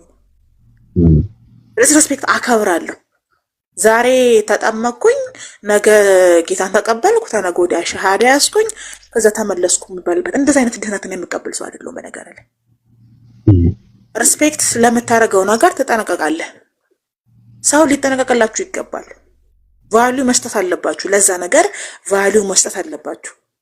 መብት መስጠት አለባችሁ። በነገራችሁ ላይ እኔ ለዛ ነው ከሷ አረዳድ ከሷ ግንዛቤ ተነስቼ ይሄ ነገር ላንቺ አይሆንም ብዬ በግልጽ የተናገርኩት። ስለዚህ እሷን ሰፖርት ያደረጋችሁ ሞቲቬት ያደረጋችሁ ሰዎች በሙሉ ኃላፊነት መውሰድ ነበረባችሁ። የመናገርም ሞራል አላችሁ ብዬ አላምነው። ሞሮፍ በሷ ዙሪያ ላይ እንዴ የሚያጠገብ እንጀራ እትያዛሉ ስትጋግረው ይታወቃል እንደተባለው እኮ ነው። ምን ነካችሁ? የምሬን እኮ ነው። የኔ ፍቅር በደንብ ነው እንትን የምትለው ገባክ አይደለ? የነበሩት ነገሮች ሁኔታዎቹ እንዳለ ቦታቸውን ይዘዋል። በእርግጥ ጥሩ ነው። ሆኖም ግን ለወደፊት ነው። በነገራችሁ ላይ እኔ በፕሮሰስ ማመን ሰው ነኝ። ተበላሸ፣ ተስተካከለ፣ ወደቀ፣ ተነሳ፣ ሄደ፣ መጣ ለውጥ አያመጣም። ሪዛልቱ ላይ ግን በጥንቃቄ ውጤቱ ላይ በጥንቃቄ ወዴት ነው ይሄ ውጤት የሚያመጣው? ምንድን ነው የሚሆነው? እኔ እልህ ይዟቸው ተናደው ሲዋረዱ እቅዳቸው ሲከሽፍባቸው ልክ ቁጭ ብለው የእነሱ ንግግር የሙስሊም ንግግር እየተደረገ የሙስሊም አፖሎጂስቶች ላይ ፖለቲካ እንዲሰራ ሙስሊም ንጽጽር የሚሰሩት ላይ ፖለቲካ እንዲሰራ ሲያደርገው እና ይሄ ሀሳብ የእናንተ ሀሳብ ነው። ይህንን ደግሞ የምታስቡት እናንተ ቦታችሁን ይዛችሁ እንጂ አቋማችሁን ይዛችሁ አይደለም የምትናገሩት ብለን ስንናገር ጎ ያላችሁ ሰዎች አላችሁ። ግን ምን እንደተፈጠረ አይታችኋል። ስለዚህ ሊገባችሁ የሚገባው ዛሬ ልንናገር የፈለግነው ባቢም ፕሊስ በቃ አመቻችና ገብተ መናገር ያለብንም ብዬ የተናገርኩበት ምክንያት እዚህ ቤት ስለተናገርን ነው። አብዮቱ እዚህ ቤት ስለፈነዳ ነው። እዚህ ቤት እኛ እናንተ የመስጊድም የቤተክርስቲያንን በር ይዛችኋል ልቀቁ ብለን በተናገርነው ነገር እንደተበዳይና እንደተጠቂ ሆነው እያለቀሱ እየተነፋረቁ በየቦታው 24 ሰዓት ሲያለቅሱ ያባበላችሁ ሰዎች ውጤቱን አይታችኋል ብዬ አምናለሁ። ለምን መናገር እንደፈለግን ምን መናገር እንደፈለግን ገብቷችኋል ብዬ አምናለሁ። የምለው ይገባችኋል አይደለ? አንደርስታንድ አደርጋችኋል። ስለዚህ ታርጌታችን ይሄ ነው። ቦርደሩን ጨርሰነዋል። በራሳችሁ ሀሳብ እንዲወድቁ ነበር ያደረግነው። ተንገዳገዱ። እኛ ስለሌለን ኢቭን የሚደበቁበትም የሚደገፉበትም ነገር ነው ያጡት። ገባ ባቢ 24 ሰዓት ያወራሉ። ሀሳባቸውን ጨረሱና ጭንብላቸውን አውለቁት።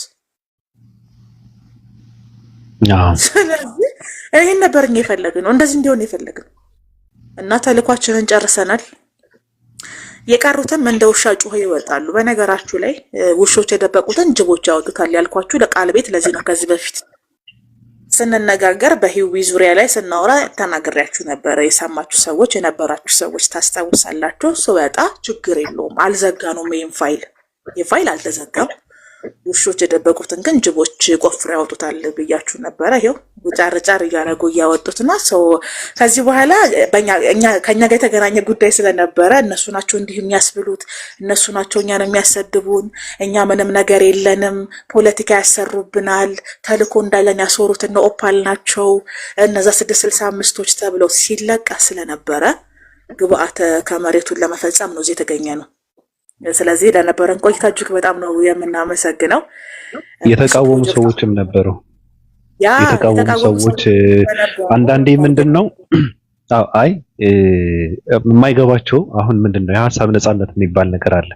አንድ ሰው ሃይማኖት ውስጥ መደበቅ የለበትም። የፈለገ ሃይማኖት ቢከተል ከተሳሳተ ፖለቲካ እየሰራ ከሆነ የሆነ ሚስጥር ደብቆ እየተጓዘ ከሆነ እኛ ከማውራት ወደ ኋላ አንልም። የፈለገ እምነት ሃይማኖት ቢከተል አንዳንድ ሰዎች አይ የፈለገ ቢሆንም እኮ ያው እምነታቸው እንደዚህ ነው ስለዚህ ምናምን ነገር ሲባል ነበር። እኛ ያገባንም የኛ ስራ አይደለም። ራስ ገዝነን ማንንም ብትሆን አያገባንም። ይሄን ነው እኛ ሁሌም አያገባንም። በነገራችሁ ላይ አስፈላጊ አይደለም ለኛ። እኛ ያሰብንበትንና ያመንበትን ሐሳብ ነፃ ሐሳብ ነው የምንናገረው። ሐሳባችንን መግዛት ለሚወስዱ ሰዎች እንሸጣለን፣ መውሰድ ለሚፈልጉ ሰዎች እንሰጣለን። ከዛ ውጭ ግን ማሻሻያም ሆነ ማስተካከያ ከማንም ነው የማንቀበለው። ለምን? እኛ ራስ ገዞች ስለሆነ። ግን ቤት ከፍተን እንድንናገር ያደረግነው ስትቃወሙ የነበራችሁ አይደለም ስትሉ የነበራችሁ ሰዎችን እንዲህ ያላችሁብን ስትሉ የነበራችሁ ሰዎች እኛ ባልነበርንበት ጊዜ የፈለግነው ይሄንን ነው። እኛ ባልነበርንበት ጊዜ መድረኩን ለቀንላቸው እንዲያወሩና እንድትሰሟቸው ነበር የፈለግነው። በደንብ ሰምታችኋቸዋል፣ በደንብ አይታችኋቸዋል። ከኛ ቁጥጥር ውጭ እንደማይሄዱ አልገባቸውም። ይሄን እኮ ነው ያልኩት ያለሁት። ይተረተራል፣ ዝም ብሎ ይተረተራል። ወድቀው መደበቂያ ሲያጡ ጭንብላቸው ወደቀ። ስለዚህ ከዛ በኋላ ምን አሉ? ወተናል አሉ። ብቁድ ይሄን እኮ ነው የምንፈልገው። በግድ ያለ ያስወጡን። እኛ የትም አንሄድም፣ እኛ ያለንን፣ እኛ ብዙ ነገር ትተን የመጣ ነው። ስንሰልም ዋጋ ከፍለን ነው፣ መርጠን ነው፣ ወተን ነው፣ ወርደን ነው ያሉ ሰዎች ጭራሽ ራእይ አይቼ የነበረ በህልሜ ብዙ ነው። አንዱ ጥቅስ ፈልጎ ትንቢቱ ደግሞ ይለያያል። አንዴ ተኝቼ እግዚአብሔር ድምፅ ሰማሁ ነው የእግዚአብሔር ድምፅ ልክ እንደ አዳምና ሔዋን ገነት ውስጥ የእግዚአብሔርን ድምፅ ሲመላለስ ሰሙ እንደሚባለው ሙርሌ የኔ ልጅ ልሳልም ባልሆነ ልሳልም እንደሆነ ከዛም እንደልታቀል ካድኩት አለ። ከዛ መጣና ማታ በእሙ እንዳሰልም መጣና ሰልም ስሜት ወጣ አለ። ውስጥ የነበረው ስሜት ድም ብለው ጠፋ አለ። ብሎ ወጣ። ከዛ ከሰዓታት በፊት ጌታን ተቀበለና ከሰዓታት በኋላ ደግሞ ኦርቶዶክስ ሆነ። አይዋጀው ማለት ነው። ስለዚህ መንፈሳቸው የሞቱ ሰዎች በነገራችሁ ላይ የስም ሄዱ ማለት ነው። የአእምሮ ጤናችሁን ጠብቁ፣ በጣም ይጠቅማችኋል። እዚህ ያላችሁ የኛ ፋሚሊዎች የመጨረሻ ምክሬ የአእምሮ ጤናችሁን ጠብቁ። መንፈሳቸው ስለሞተ እነዚህ ሰዎች በነገራችሁ ላይ ሊቀ ካህናችን የጠቀሳችሁ ሰዎች መንፈሳቸው የሞቱ ሰዎች ናቸው። የትም ቢሄዱ መቆም አይችሉም። ካልተደገፉ መቆም አይችሉም። በነገራችሁ ላይ ሁሌ ነው የምናገረው፣ መንፈሳዊ ህይወት ካለምንም ቅድመ ሁኔታና ካለምንም መስፈርት የምትቀበሉት እንጂ የምታነጻጽሩት አይደለም። በቃ ሊገባችሁ ይገባል። እምነት የሚባለው ነገር ይሄ ነው። እኔ አንድ ኤቲስት ጓደኛዬ ኦርቶዶክስ ሆኗል፣ ታውቁታላችሁ ብዬ አስባለሁና ቤስት ፍሬንዶች ነን ቲክታክ ላይ በነበረን ቆይታ። ከዛ ምን ያደርጋል? የትም ቤት ይገባና ሙስሊሞችን ሲያገኝ ከሚሳደቡ ሰዎች ጋር አብሮ መዋል እንደ መሳደብ አይቆጠርም እንደ ይላል። ኦልሬዲ ገባ። እኛም እሱ እኔ መናገር ስለማይችል እኔ ሌሎች እንዲናገሩለት ስለሚፈልግ ነው። ገብቷል እያልኩ ያለሁት። ከዛ እኔ ሁሌ ሼር ያደርጉልኝና ከታች ስመጣ እባብ ልቡን አይቶ እግር ነሳው ብዬ ጽፍለታለሁ ማለት ነው። ወዲያው በቃ የሚገባበት ያጣል። በቃ ኮሜንት ላይ ድጋሚ አታየውም። ለ7 ሰዓት ለ8 ሰዓት ኮሜንት ላይ አታየውም። እና እየተከታተልኩ ሁሌ ነው የምጽፍለት፣ ኮሜንት አደርግለታለሁ።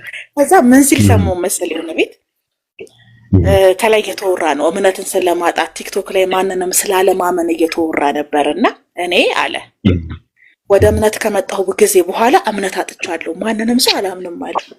ኢማጂን ወደ እምነት ከመጣ በኋላ ወደ ይሄን ነው የምልህ። እኔ በቃ ፕራውድ እንዴት ሀፒ እንደሆንኩ ለምን አውቅ ነበረ። ቅድም እንዳልኩ ነው። ልክ እነዚህ ሰዎች እንደወጡ እናውቅ ነበር፣ ወተናል እስኪሉ ነበር የምንጠብቀው። እና እሱ ራሱ እምነት ኦልሬዲ ማንንም አያምንም። ወደ እምነት ከመጣሁ በኋላ ማንንም ማመን አቁሜያለሁ። ኢማጂን አማኝ ሆነህ እምነት ስታጣ፣ አማኝ ሆነህ ማመን ስታቆም። በነገርሽ ላይ ልጁን አላውቀውም ማንነቱ፣ ግን እኔ በጣም የሚያሳስበኝ ነገር ቅድምም ሳወራ ነበረ። አንዳንድ ሰዎች በኃጢአትን ወደ ጽድቅ መጣራት የሚባል ነገር አለ። አሁን ምንድነው አንድ ሰው ዝሙትን ታሰራውና ባሰራው ዝሙት ወይም በዝሙት አንበርክከህ ወይ ዝሙት በሰራህበት ነገሩ አስረህ ይዘህ ወደ ጽድቅን መጣራት የሚባል ስራ አለ። አብዛኛዎቹ ኦርቶዶክስ ነን የሚሉ ሰዎች አሁን ኤቲስት ነኝ ይልሻል፣ ሃይማኖት የለኝም ይልሻል። በጣም ብዙ ወጣቶች ናቸው። ውስጥ ለውስጥ ደግሞ ስራቸው ምንድነው ኦርቶዶክስን በመካድ ከኦርቶዶክስን ወጥተናል በማለት ሃይማኖት የለንም በማለት ሰውን የሚጣሩት ኦርቶዶክስነትን ነው ሲሰበክ የምታየውና እንደዚህ አይነት ነገር መጨረሻው ምን እንደሚሆን ግራ ነው የሚገባኝ። ከወጣ በነገራችን ላይ ሰው አመጣለሁ ብለህ ከወጣ መመለሻ በጣም ከባድ ነው። መውጣቱ በጣም ቀላል ነው፣ መመለሻ ግን በጣም ከባድ ነው። እንደነዚህ አይነት አመለካከት ያላቸው ሰዎች ጋር ቁጭ ብለህ አንተ ተመልሰህ ትናንት የነበረ ማንነትህን ለመቀበል በጣም ይከብድሃል። ብሮ አትችለውም። እጁ ተቆረጠ፣ ቅዘኑ ቀዘነ፣ ቅዘኑን በጣሳ ተቀበልኩት ምናምን የሚባለውን ተረት ልትቀበለው አትችልም። ስለዚህ ኦርቶዶክሳውያን አሰራራችሁን ጠንቅቃችሁ ብታውቁ መልካም ነው። የምትሰብክ ከሆነ ባለህበትን ቁጭ ብለህ መስበክ ነው። የምታስተምር ከሆነ ኦርቶዶክስ ነኝ እያልክ ቁጭ ብለህ ሰዎች ወደ ኦርቶዶክስ መጣራት ነው። እውቀትና እውነት ካላችሁ እናንተ ሰዎችን የምታሳምኑበት እውቀት ካላችሁ ባላችሁበት ቁጭ ብላችሁ እንትን ማድረግ ነው እንጂ ሰልም ያለው ብለህ ራሱ ወይ ፕሮቴስታንት ሁኛለሁ ወይ ሃይማኖት የለኝም ብለህ አንዴ ወጥተህ እስልምና ከሚከተሉ ሰዎች ጋር ቁጭ ብለህ ፕሮቴስታንት ነን ከሚሉ ሰዎች ጋር ቁጭ ብለህ ኤቲስት ነን የሚሉ ሰዎች ጋር ቁጭ ብለህ ተመልሰህ የነበረ ማንነትን በፍጹም ልትቀበለው አትችልም። ስለዚህ ትውልድን ባታስጨርሱት ራሳችሁን ገበያ ላይ አውጥታችሁ ባትሸጡ መልካም ነው ብዬ ነው የግል ምክሬ ነው ለኦርቶዶክሳውያንና እንደዚህ አይነት ነገር በጣም እየበዛ ስለሆነ በነገር ላይም እኮ ብያለሁኝ። ብዙ ጊዜ የህዝብ ቅምጦች እንትን አላቸው። ኡስታዝም ፓስተርም ዲያቆንም ይሆናሉ። በዛ ውስጥ ነው እነዛን የአምሳ የራቁት ቪዲዮም ሰብስበው የነበረው ማለት ነው። ገባህ አይደለ? አሁን በታምር ያንን የማይናገሩ የሚያፍሩበት ታሪካቸው ነው። እንደ ገድልና እንደ ጀብዱ ያወሩ የነበሩትን ኢምፓየራቸውን አነቃንቀንባቸዋል። የተነቃነቀ ደግሞ ይወድቃል። ምክንያቱም እኛ መዶሻ አንሰጥም፣ ማንም ሰው ነው የማያጠብቀው ማለት ነው። እና በዛ ውስጥ ያለፉት ነገሮች እንዳለ ጥሮቹ ምንድነው ታውቃለህ ባቢ? አሁን አንተ ተናገርካቸው ነገር ምክንያታዊ አይደሉም ወይም ደግሞ እውነት ያላቸው አይደሉም።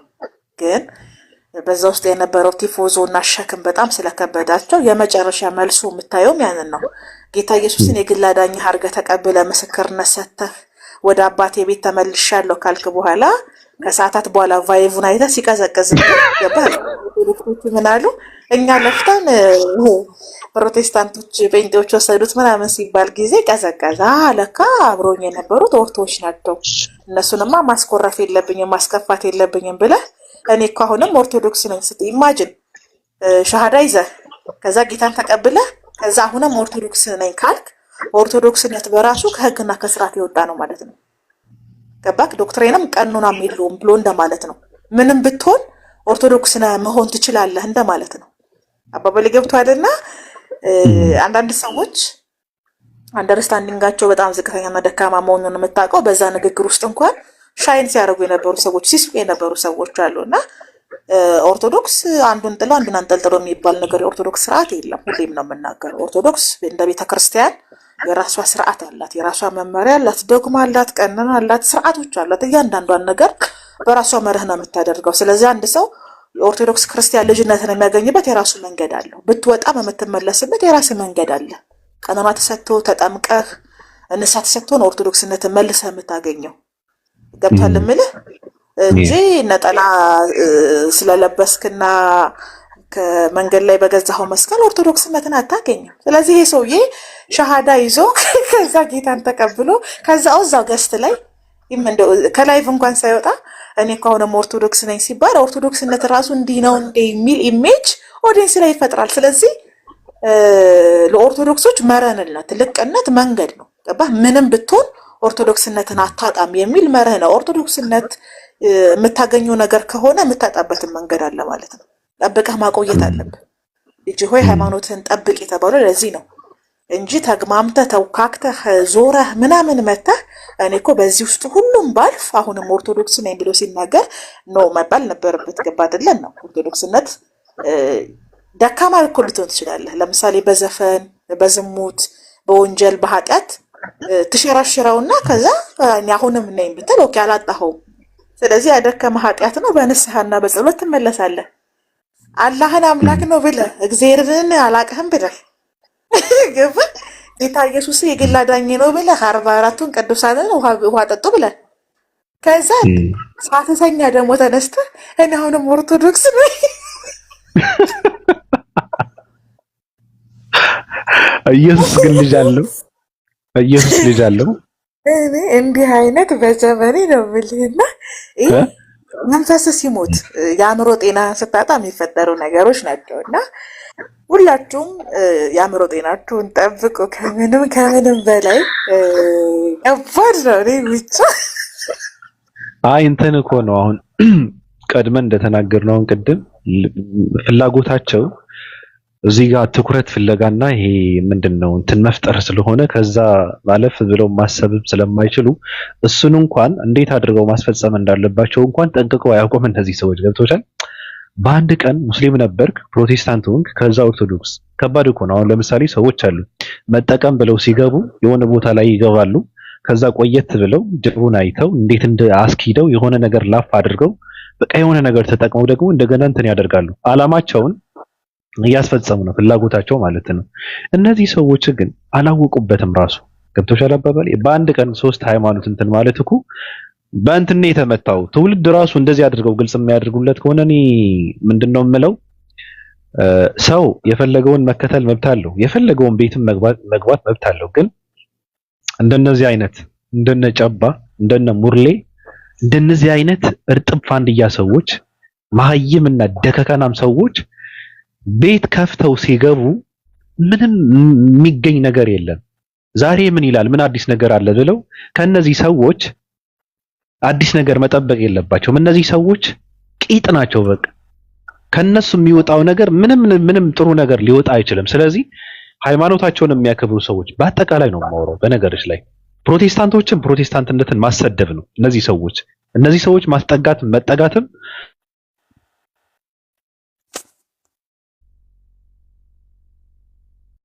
ማሰደብ ነው። ኦርቶዶክስም ሙስሊምም ማሰደብ ነው። ሃይማኖትን ለሃይማኖት ክብር ካለ ሃይማኖትን የምትወድ ከሆነ እነዚህ ሰዎች በቃ አንፎሎው አድርገህ እንትን ማሰጣት ነው። በቃ አለመከተል ነው። ምንም የሚነፋ ነገር የላቸውም እነዚህ ሰዎች። ስለዚህ ባለመከተል ግዴታችሁን መወጣት አለባችሁ። ባለመከተል እንደነዚህ አይነት ሰዎች የሚያወሩትን ነገር ሪከርድ ባለማድረግ ሃይማኖታችሁን ማስከበር መቻል አለባችሁ። እንደነዚህ አይነት የወደቁ ሰዎችን ሪከርድ አድርጋችሁ የነሱ ድምጽ እነሱ ቤት እየገባችሁ ፖለቲካ ባለመስራት እነሱ እናንተ ላይ እንዲሸኑባችሁ ማድረግ ነው። ስለዚህ ባለመግባትም ሪከርድ ባለማድረግም ግዴታችሁን መወጣት አለባችሁ ብዬ ነው የምለው። ኦርቶዶክሳውያን መፍትሄያችሁ እንደተነገራችሁ ምንድነው? ፕሮቴስታንቶችን ማሸነፍ ከፈለጋችሁ አለመውለድ ነው። እየተወለደ ሁሉ ፕሮቴስታንት እየሆነ ነው። ምክንያቱም ፕሮቴስታንቶች ዘመናዊ ሰው ናቸው። ትውልዱ የሚያስፈልገው ነገር አለ፣ አስተዳደግ አለን። እኛ የእውቀት መሰረት ያለው ማንነት የለንም። እኛ ብር እንድንወድ ለገንዘብና ለብር ሟች የሆነ ትውልድ ነው የተፈጠረው። ዓለም ላይ እንደዛ ነው የሚደረገው። በነገራችን ላይ የገንዘብ ባሪያ የሆነ ትውልድን የተፈጠረው። ስለዚህ የሆነ ነገር ካሳየኸው የሆነ ነገር አሳይተህ እንደፈለግክ አድርገህ አላማህን የምታስፈጽምበት ትውልድን የተሰራው። አስተዳደጋችን ነው፣ አመጣጣችን ነው፣ በቃ እንደ ሀገር ነው፣ እንደ አፍሪካ ነው። በነገራችን ላይ እውቀት መሰረት ያለው አስተዳደግ ስለሌለን ኦርቶዶክሳውያን ለእናንተ ምክሬ ምንድን ነው? ትውልዱ ብር አምላኪ ነው፣ የሆነ ጥቅማ ጥቅም ይፈልጋል። ፕሮቴስታንቶች ደግሞ ፖለቲካ ወይም እነሱ መጠቀም ሲፈልጉ እንዴት አድርገው መጠቀም እንዳለባቸው ጠንቅቀው ያውቃሉ። አለመውለድ ነው።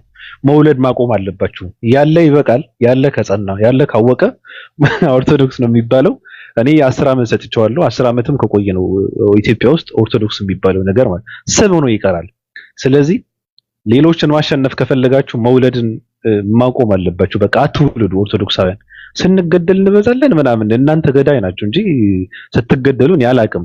ዓለም ላይ ሁለት ሃይማኖቶች ዓለም ላይ ድሮ ነው ከብዙ ሺህ ዓመት በፊት የጠፉት ኦርቶዶክስ ነን በሚሉ ሰዎች ናቸው። ነን በሚሉ ሰዎች። ከዛ በኋላ የመስቀል ጦርነት የሚባል መጣ።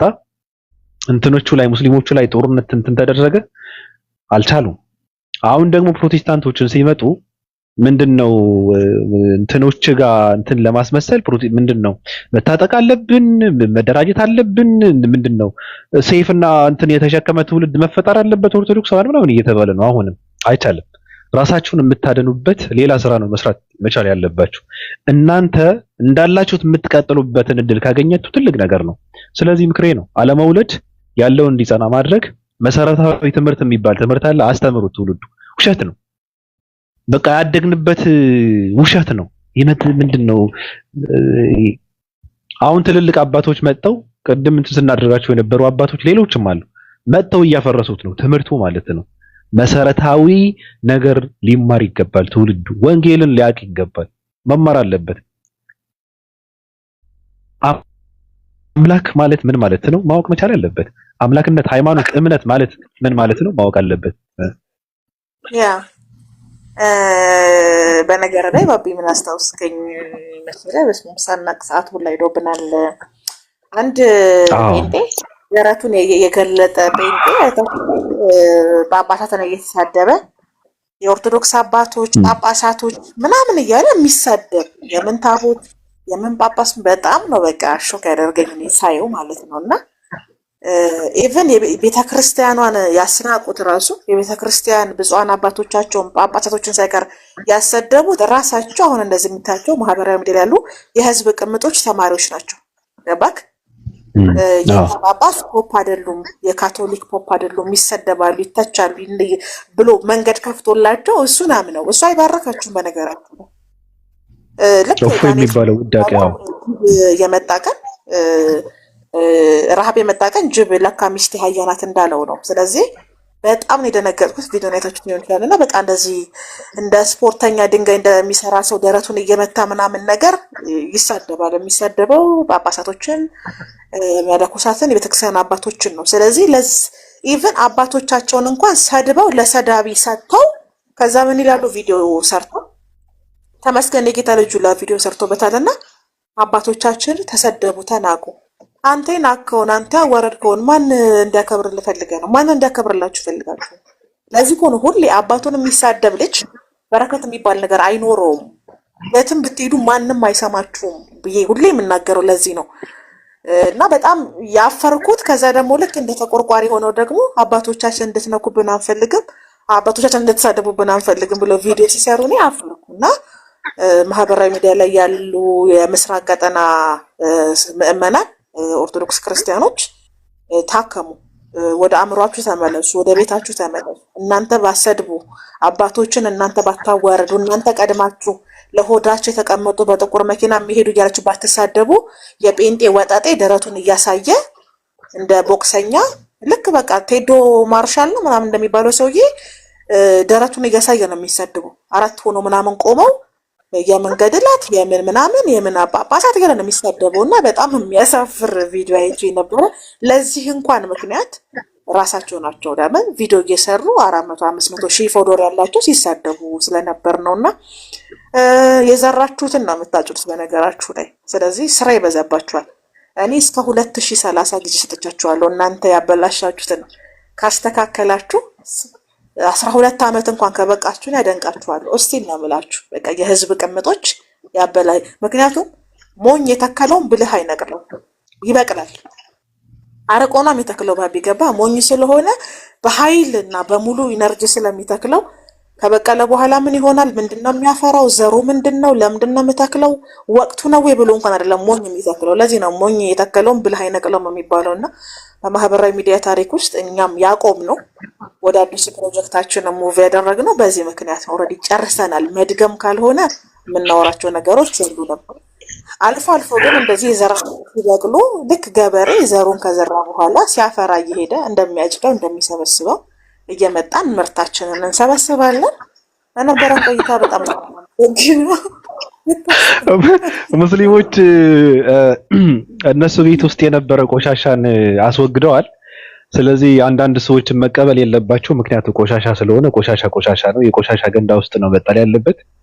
ቆሻሻውን ከታች በእንትን መቀበል የለባችሁም ብለን ነው ምክራችንን ጣል የምናደርገው። ዛሬ እንደዚህ አድርገን ብንጨርሰው መልካም ነው። እኔ መተኛት አለብኝ። እንደዚህ መሆን ስላለበት ነው። በሚቀጥለው ሰዓት ስንመጣ ደግሞ ሰፋ አድርገን ብዙ ሰው እንትን እያደረግን እየተጨባበጥን የምናወራ ይሆናል። ብዙ አጀንዳዎች አሉ። በነገሮች ላይ ሶሻል ሚዲያ በየቀኑ አዲስ ነገር ይፈጠራል። መፈጠሩ ብቻ ሳይሆን ተፈጥሮ የማይወራ የማይነካ ብዙ ነገር ስላለ እየመጣን ነካ የምናደርገው ነገር ይኖራል። እነዚህ ሰዎችም ይሄ መንፈራገጣቸውን፣ ይሄ ማጥፋታቸውን፣ መሳሳታቸውን ስለማያቆሙ መጥተን ማስተካከል ግዴታችን ነው። ያው እንደምታውቂው እነዛ ሰዎች እኛ እንትን አድርገን ሰብሰብ ካላደረግነው በጣም ከባድ ነውና ለነበረን ቆይታ በጣም አመሰግናለሁ። ሁላችሁንም የኔ ፍቅር የጉሪላ ታክቲክ ነው የምንጠቀመው። ጉሪላዎች እንዴት ጥቃት እንደሚሰነዝሩ ታውቃለህ? ጣል ያደርጉና ይሄዳሉ። እናና ሞክረኝ ምናምን ብሎ ጉሪላ ቆሞ አይጠብቅህም። ይገላል፣ ይሄዳል፣ ያጠፋል፣ ጠቅ ያደርጋል፣ ይሄዳል ሰው። ስለዚህ እኛ በ2026 በደንብ ጊዜ ሰተን ፕሮግራም አድርገን ሙሉ ጊዜ ሰተን በደንብ ነው ማህበራዊ ሚዲያ ተጠቀምነው ጨርሰናል። ጆሮአቸውን ምላሳቸውና ጆሮአቸውን ገርዘን ዓመት ውስጥ ካስተካከላችሁት እስከ 2030 አደንቃችኋለሁ እኔ በኢትዮጵያ ማለት ነው። ስለዚህ እኛ አሁን የጎሪላ ታክቲክ ነው የምንጠቀመው። ጠቅ እናደርጋለን። ወደ አዲሱ ፕሮጀክታችን ነው የምንሄደው። ምክንያቱም እናንተ በድምፅ ነው የምትመሩት። ገባህ? ሸረሪቶች እንዴት እንደሚሰሙ ታውቃለህ ባቢ?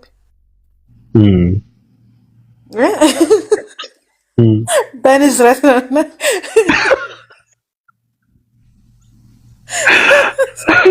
ኦርቶዶክሶች ከጭንቅላታቸው ይልቅ ጆሯቸውን ስለሚጠቀሙ በዛ ያሉ ድምፆችን በመጠቀም ማህበራዊ ሚዲያ ላይ አዳዲስ አጀንዳ፣ አብዱ ወለደ፣ መሐመድ ጠፋ፣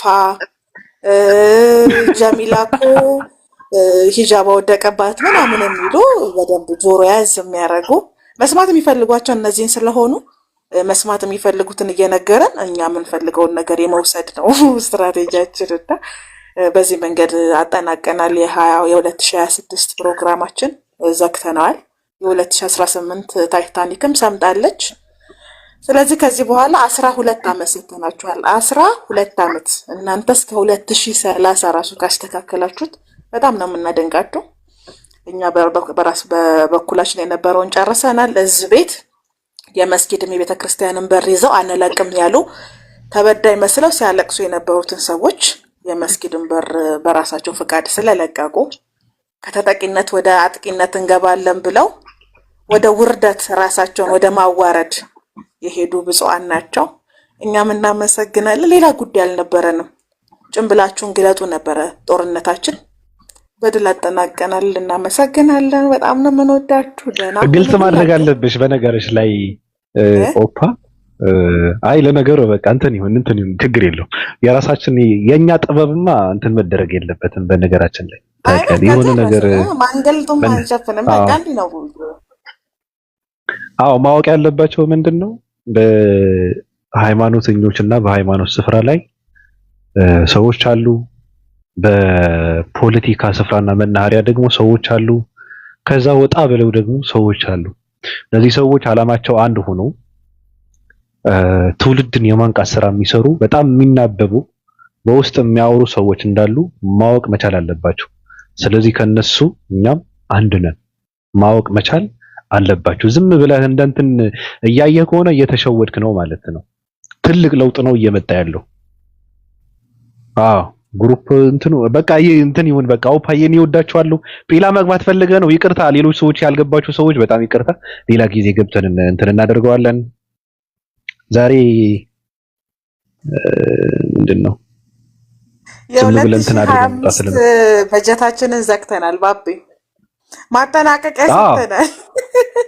አዎ አዎ አይ አለ ግን እስከ 2026 ነገሩ ስለሚሸጋገር ነገሩ ያ የታሰበው ነገር ስለሚሸጋገር ዝም ብለን የዛኔ እንደ አዲስ እናስጀምረዋለን እንጂ አለ ዛሬ ተጠንስሰው ከዚህ በፊትም ተጠንስሰው የሚንገዳገድ ነገር አለ።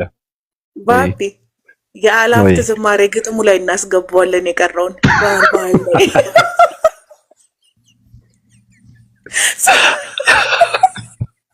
አይ ሙርሌ ፊቷን ለጠፋት አንዴ ባርቆቱ የአላፍት ዝማሬ ግጥም ላይ ነው የምናስገባው።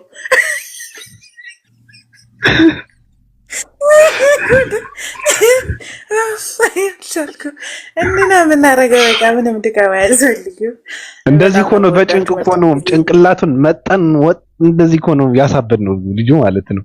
እና እንለዋለን ይመጣል፣ ሂድ እንለዋለን ይሄዳል፣ በጥፊ ይመታል፣ ተጠናግሮ ይጠፋል፣ እንትን ብሎ ማለት ነው። እንደገና ይጎተታል፣ ይመጣል። ሙርሌ ይሄ ነው በነገራችን ላይ። አንቺ የተቆጣ ሰይጣን ነው የሚመስለው፣ የተራበ ዝንጀሮ ነው የሚመስለው። የጉዳይዳ የሚባለው ፊቱን አይቼው እንዴት እንደደነገጥኩ።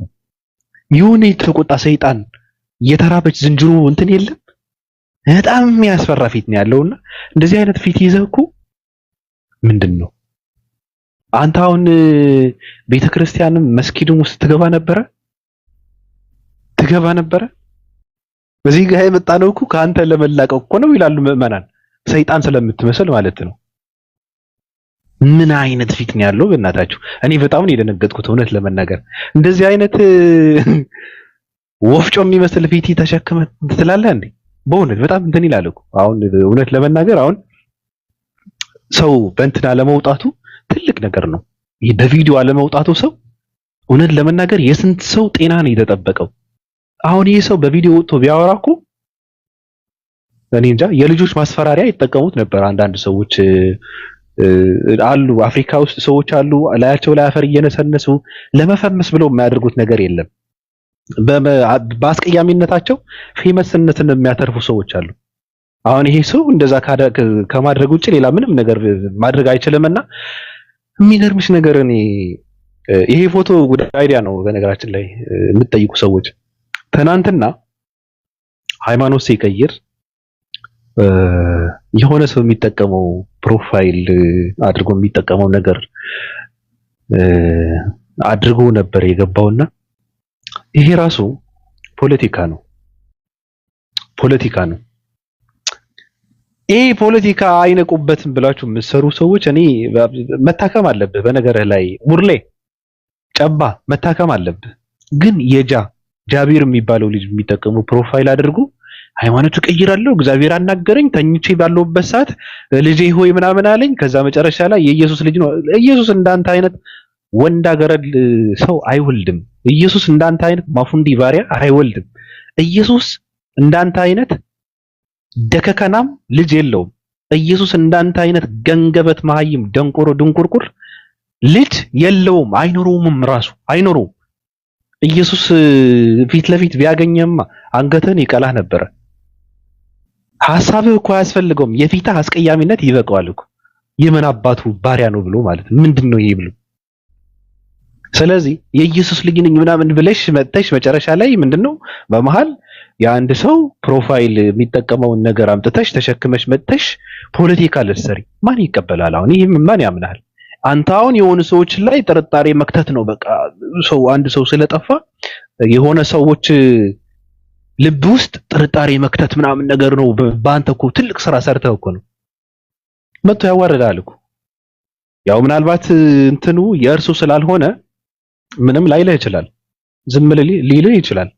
ግን እሱ የሚጠቀመውን ነገር ተጠቅመህ መጥተህ በቃ እኔ ሃይማኖቴን ቀይሬያለሁ ምናምን ሂድ ስራ መስራት አለብህ። ወንድ መሆን አለብህ። ሱሪ አይደል የታጠቅ ወንድ መሆን አለብህ። አይምሮውን ተጠቀምበት። አንተ እንደ ምንድን ነው እንደንትን ሰው እንደፈለገ የሚያሽከረክርህ ደንቆሮ ድንቁርቁር ሰው ነህ። ሰውም አትሆንም፣ ሰውም አይደለም ራሱ ዝንጅሮ ነህ።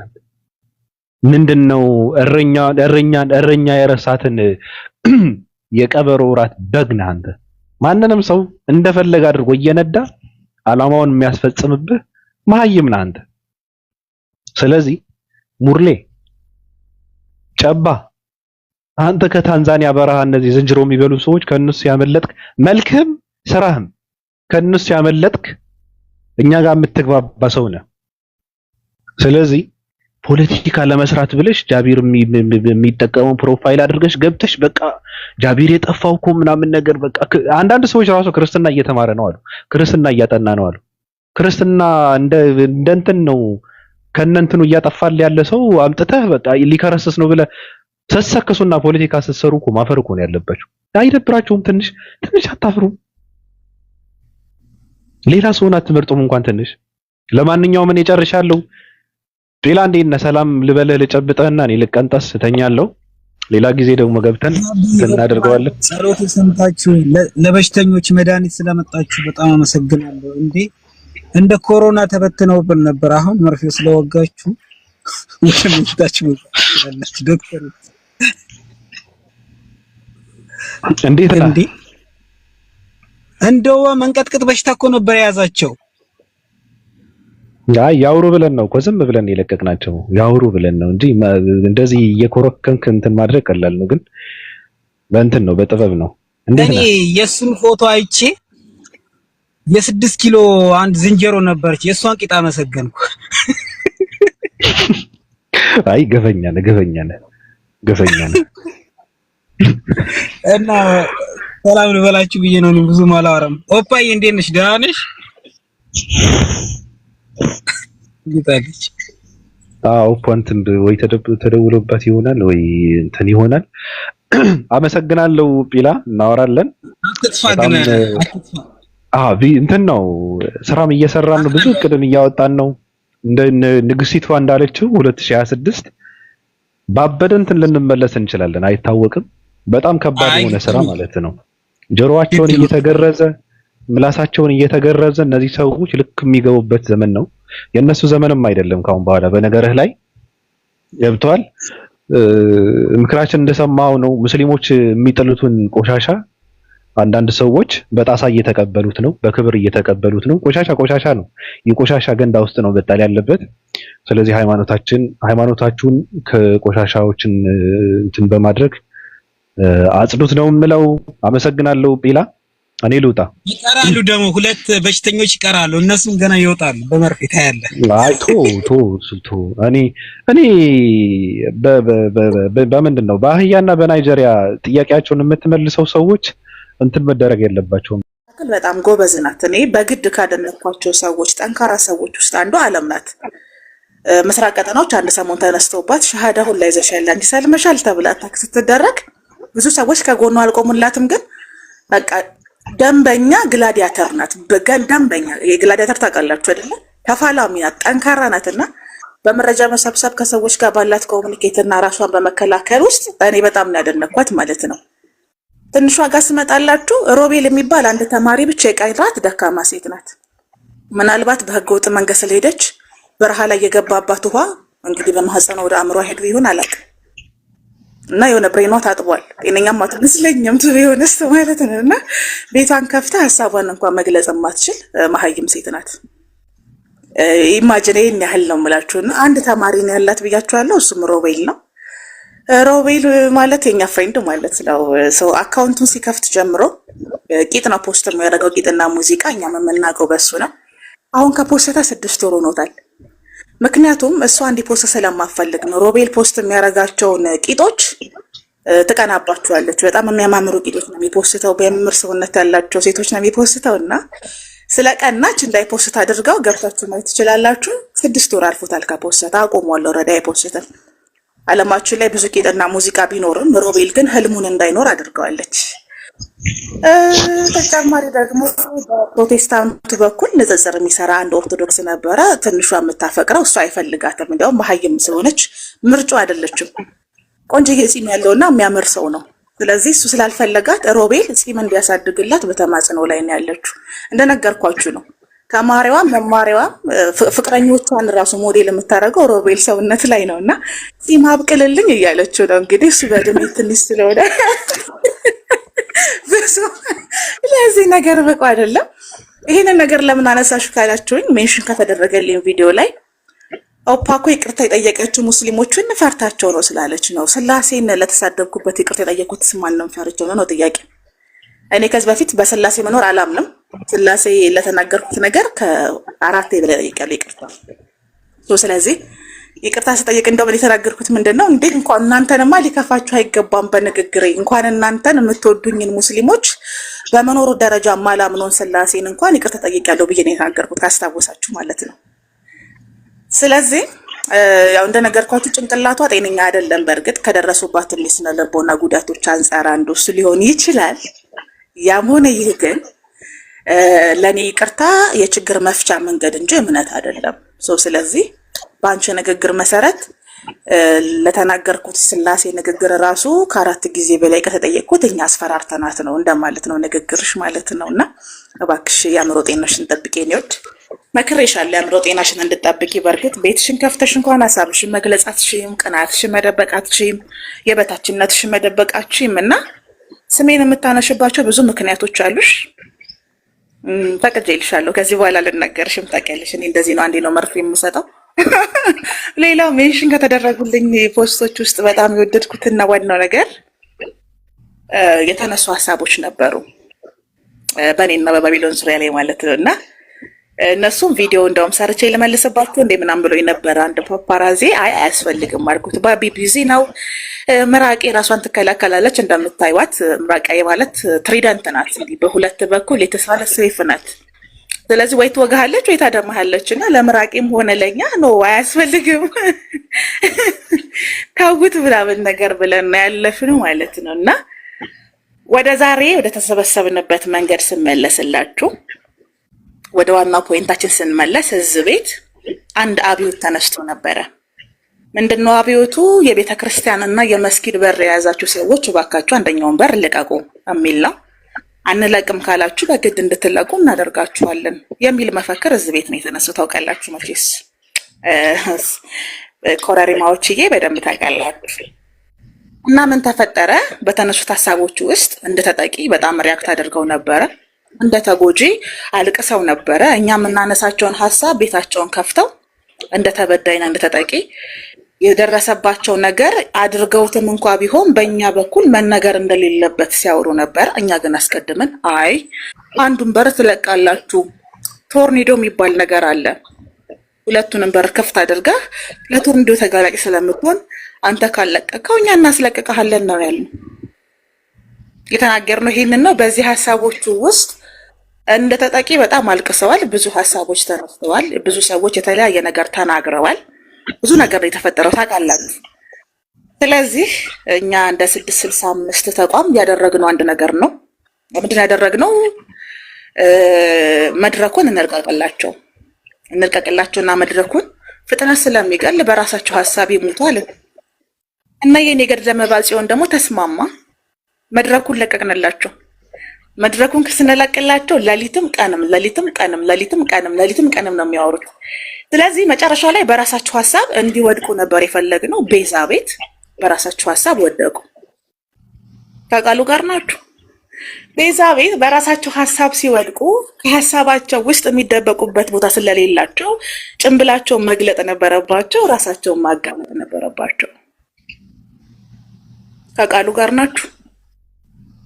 ስለዚህ ሁሌም እንዘራለን፣ ይበቅላል። እኛ የማንጨርሰውን ነገር አንጀምርም፣ የማናውቀውን ነገር አንናገርም። ለምንናገረው ነገር ኃላፊነት ወስደን ነው የምንናገረው። ሞር ኦፍ እኔ ኦፓል ቪያ ዶሎሮሳ ስናገር ኃላፊነት ወስጄ ነው። ለዚህ ነው ማምረቻው መዘጋት አለበት፣ ድንጋዩ መንከባለል አለበት የሚለው ባርኮድ በስህተት የተባለ አይደለም፣ አደገኛ ቋንቋ ነው። ቋንቋውን ግን የእሱ ሀሳብ ሳይሆን የእናንተ እቅድ እንደሆነ አድርጎ አውርቷል። ያንን ያወራው ደግሞ በዙሪያችሁ ያሉ ኮምፓራቲቭ ላይ የሚሰሩ ሰዎችን በዚህ መንገድ ነው የሚያጠቁት ብሎ ሊናገር ፈልጎ ነው ብለን ስንናገር ነበር የተለቀሰው አይደለም እንዴ? ከባድ ለቅሶ የነበረው በዛ ወቅት ነው። እንዲያውም ይሄ ንግግር ቀጥታ ለባለቤቱ ነው፣ ባለቤቱ ደግሞ እንትና ነው ብለን ስንናገር እየዬ ተባለ። ኦኬ እሺ ችግራችሁን ፍቱ ተባለ። እሻልን ችግራችንን ፈታን። ስም ጠርተው አዎ እንትና ነው ያልኩት ለእንትና ነው ያልኩት አስብለናል። አሁን የመስጊዱን በር አስለቅቀናል። ኤኮ ያደርጋል ፍቅር የሚዩት አድርግ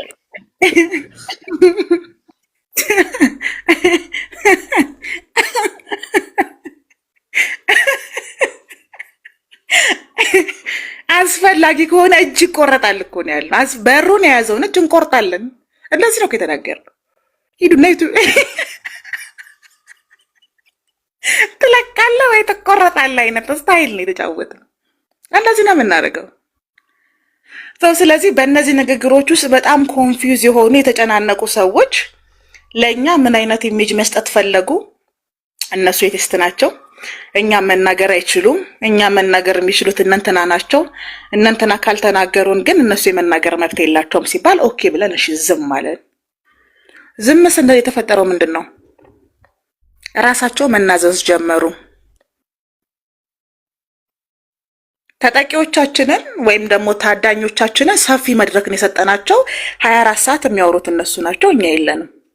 እያንዳንዱ ወሬያቸው ግን እያንዳንዱ ሀሳባቸው ግን የራሳቸው ጉድጓድ ውስጥ እንዲገቡና ማንነታቸው እንዲጋለጥ ነው ያደረገው ማለት ነው። ስለዚህ እዚህ ቤት ነው የተጀመረው።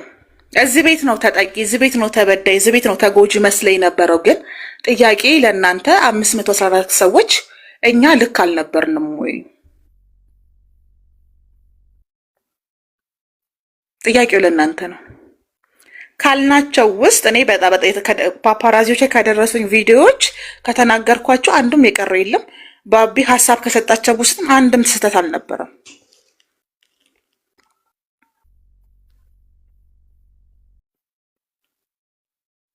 ጥያቄያችን ይሄ ነው። ተጎጂ መምሰል አጥቂ መሆንን ይደብቃል ወይ? ተበዳይ መምሰል ክፉነትን ወይም ደግሞ ክፋትን ይከልላል ወይ? አይከልልም። ለዚህ ነው ለምንናገረው ነገር ኃላፊነት ወስደን ስለምንናገር ዛሬ ቤታችንን ልንከፍት ሰዓት የለንም። ቱ ቢሆንስ እንደነገርኳችሁ ማለት ነውና ቤቱን እንድንከፍት ተደረገን። እዚህ ቤት ነበር ያን ነገር የተናገርነው ኦልሬዲ። አሁን በቃ እንደዚህ ነው፣ ወተናል ከእስልምና ለቀንላችኋል። ኦፍ ኮርስ እኛ ደግሞ ከወጣችሁ ቆይታችኋል። እንድትናገሩ ነበር የፈለግነው። በትክክለኛው ጊዜ ተናገራችኋል። በራሳችሁ ሀሳብ እንድትወድቁ ነበር የፈለግነው። እኛን ተደግፋችሁ ነበር የምታለቅሱት። የእኛን ቀሚስ ነበር ይዛችሁ የምታለቅሱት። ቀሚሳችንን ስንደበቅባችሁ ራሳችሁን አጋለጣችሁ።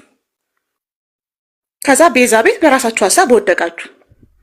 ቤዛ እኮ ይሄኔ ምን እንደተወራው መጠየቅ አታስታውስም። እየበላሽ ነበር የዛን ቀን የኔ ልዕልት እና ቤዛዬ ቴንኪው በዚህ አጋጣሚ ለሁኔታዎች ምቹ ስለሆንሽ ቤትሽን ስለከፈትሽ በአንቺ ቤትን ስለሆነ የተደረገው ክሬዲቱን ላንቺ መስጠት እፈልጋለሁ። ቴንኪው ቤዛ።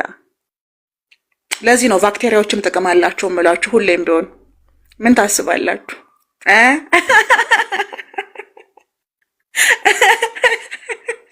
እና እኛ ወደ ልማት ነው የምንገባው ከዚህ በኋላ ነግሬያቸዋለሁ። 2018ን ስናከብር ወደ ልማት ነው የምንገባው። እኛ ልማት ተኮር ነው ሁሌም። ህግን መሻርና ህግን ማጽደቅ ከሚችሉ ጎኖች ሁሌም ሲስተም ውስጥ እንገባለን። ፕሮሰስ ነው፣ ፋይናል አይደለም። የፋይናል ውጤቱ ሪዛልቱ ግን ሲመጣ ሪዛልቱ ምንድን የሆነው ወተናል። ቴንክ ዩ ተልእኮትን አክሽፈናል። እዛ መሀል ላይ ቁጭ ብለው ነን በሚል የኛ ንግግር የሙስሊሞች ንግግር ነው። እኛ ሙስሊም አይደለንም እስካላልን ድረስ የኛ ንግግር እንደ ሙስሊሞች ንግግር ስለሚቆጠርልን ቁጭ ብለን መርዛችንን አልፎ አልፎ እንተፋለን የሚል ፕላን ነበር የነበረው። አክሽፈነዋል። ከሙስሊሞች ጋር የግል ጉዳይም የጋራ ጉዳይ የሚለንም። በሀሳብ ደረጃ ግን እስልምና ላይ ያለን አቋም ሁሌም የኛ አንድ አይነት ነው። እዚህ አጣብቂኝ ውስጥ የገቡ የምስራቅ ቀጠና ሰዎች ሁሌ የሚሉት አንድ ነገር አለ። ምንድን ነው የሚሉት? እስልምናን ልክ ነው ብለው ካሉ እስልምና እውነት ነው ካሉ ለምን አይሰልሙም? የሁል ጊዜ ጥያቄያቸው ነው። እና እስልምና ልክ ነው ያልነው እኛ አይደለንም። እስልምናን እውነት ነው ያልነው እኛ አይደለንም። ነብዩ መሐመድን እውነተኛ ነብይ ነው ያልነው እኛ አይደለንም። ቀለማቱ ጌታ አላህ ነው። ስለዚህ እኛ የተጻፈውን የመሰከርነው እንጂ እኛ አይደለም እውቅና የሰጠነው ለእስልምና። ለእስልምና እውቅና ሰጥተን አይደለም የተጻፈውን የተናገርነው። ሶ እኛ ለእስልምና የምንሰጠው ሪስፔክት፣ እኛ ለእስልምና የምንሰጠው ፍቅር ከሙስሊሞች ጋር ካለን ግንኙነት ፍጹም የተለየ ነው። ለእኔ ከሙስሊሞችም እስልምና ስለሚበልጥ ማለት ነው። በግልጽ ነው የምንናገረው። መስፈርቱ በራሱ አንድ ሰው እስልምናን ሪስፔክት ሲያደርግ ልክ እንደ ራሽያው መንግስት እኮ ነው። የራሽያ መንግስት ፑቲን እስልምናንና ነብዩ መሐመድን መናገር በህግ ያስቀጣል ብለው ህግ አጽድቀዋል። እሳቸው ቤተክርስቲያን ወደ መስጊድ መቀየር አለባቸው እንድናምናቸው የማለት ያክል የሰነፋ አነጋገር ነው። ይሄ ንግግር የምስራቅ ቀጠናዎች ነው። አንዳንድ አረንጓዴ ጎርፎች እነዚህን ሀሳቦች ሲያራምዱ ስላየው መልሱ ከእናንተ ጋር አይገናኝም ነው። አስምሬ ነው ሁሌ ነው የምናገረው። ለእናንተ አዲስ አይደለም ንግግሬ። እስልምና ለእኔ ከሙስሊሞችም ይበልጣል። ከሙስሊሞች ጋር ያለኝ ኮሚኒኬት ለእስልምና ካለኝ አቋም ጋር በፍጹም የሚገናኝ አይደለም። የኔና የእናንተ ግንኙነት በሀሳብ ላይ የተመሰረተ ነው። ካልተግባባን አልተግባባንም። ቁርአንና ሐዲስ የሚናገራቸው ነገሮች ግን ለእኔ መመሪያ ናቸው። ስጠየቅ የተጻፈውን ያነበብኩትን መልሼ ይናገራለሁ። ባቢም እንደዛው ነው። 4 ነጥብ። ከቃሉ ጋር ናችሁ። ስለዚህ ይሄ ለእናንተ የእኛ የእምነት ድህነትን ጉዳይ የማረጋገጥ አይደለም። እኛ አይደለንም ነብዩን እውነተኛ ነብይ ናቸው ያልነው። እስልምና እውነተኛ ሃይማኖት ነው ያልነው እኛ አይደለንም። የተባለውን መልሰን ስለተናገረን መስፈርት ልታስቀምጡልን አትችሉም። ምስራቅ ቀጠናዎች ይሄ ለእናንተ ነው። እኔ የኢየሱስ ወዳጅ ነኝ ስል በጣም ትናደዳላችሁ። አይ ነው ኢየሱስ የኃጢአተኞች ወዳጅ ነው ስትባሉም በጣም ትበሳጫላችሁ። ምክንያቱም ራሳችሁን እንደ ተራራ ቆፋሪና እንደ ሞቱ ቅዱሳን ስለምትቆጥሩ ነው። በተመሳሳይ መልኩ ከፕሮቴስታንቶች ጋር በነበረንም ጥሩ ግንኙነት ምን ይላሉ? ኢየሱስን የሚወዱ ከሆነ ክርስቲያን መሆን አለባቸው እኮ፣ ጌታን ይቀበሉ። ይህንንም ልመልስላችሁ ሰው እንግዲህ እኛ ኢየሱስን የምንወደው ኢየሱስ ስለሚወደን አይደለም። እኔ ሞሮፍ ኢየሱስን የምወደው መልሶ ስለሚወደኝ አይደለም። ወይም ደግሞ ኢየሱስ የምወደው ከዘላለም ሞት ስለሚያድነኝ አይደለም። ኢየሱስ ዓለም ላይ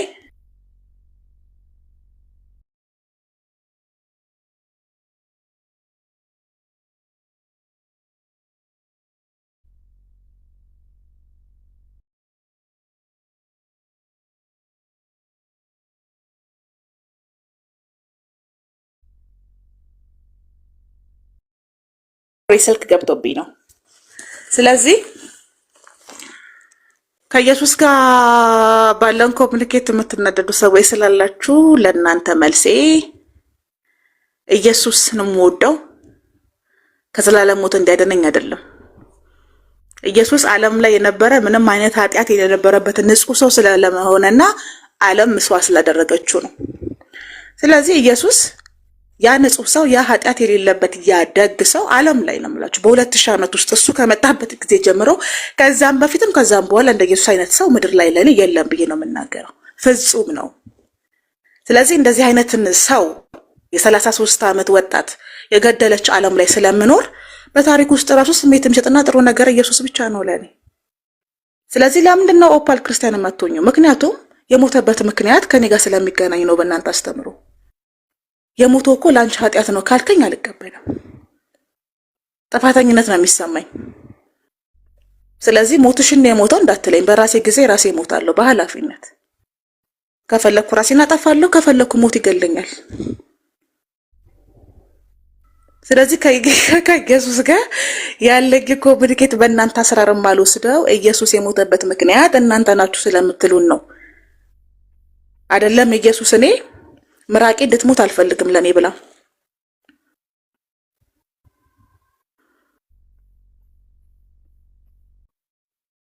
የኔ ኃጢአት ኢየሱስን የሚያስገድል አይደለም። ካስፈለገ 4-5 ሮማዊ ይገላለሁ።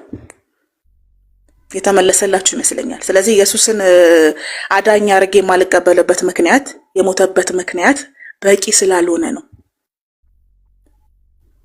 በሐሰት ክስ ተከሶ ነው የሞተው። የእግዚአብሔር ልጅ ነው፣ ንጹህ ሰው ነው። ከዛ በሐሰት ክስ ከሰው የተሰቀለን አምላክ በአንቺ ኃጢአት ነው የሞተው ካልከኝ አይ አልቀበልም። ብዙ ጊዜ ዲኤም ስለምታደርጉ ልመልስላችሁ ብዬ ነው። ቢሆንም ግን እንደ ኢየሱስ አይነት መልካምና ደግ የለም። ስለዚህ ለዛ ነው የኢየሱስ ወዳጅ የሆንኩት። አንድ የስራ ስልክ ልመልስ። ባብዬ ቀጥል።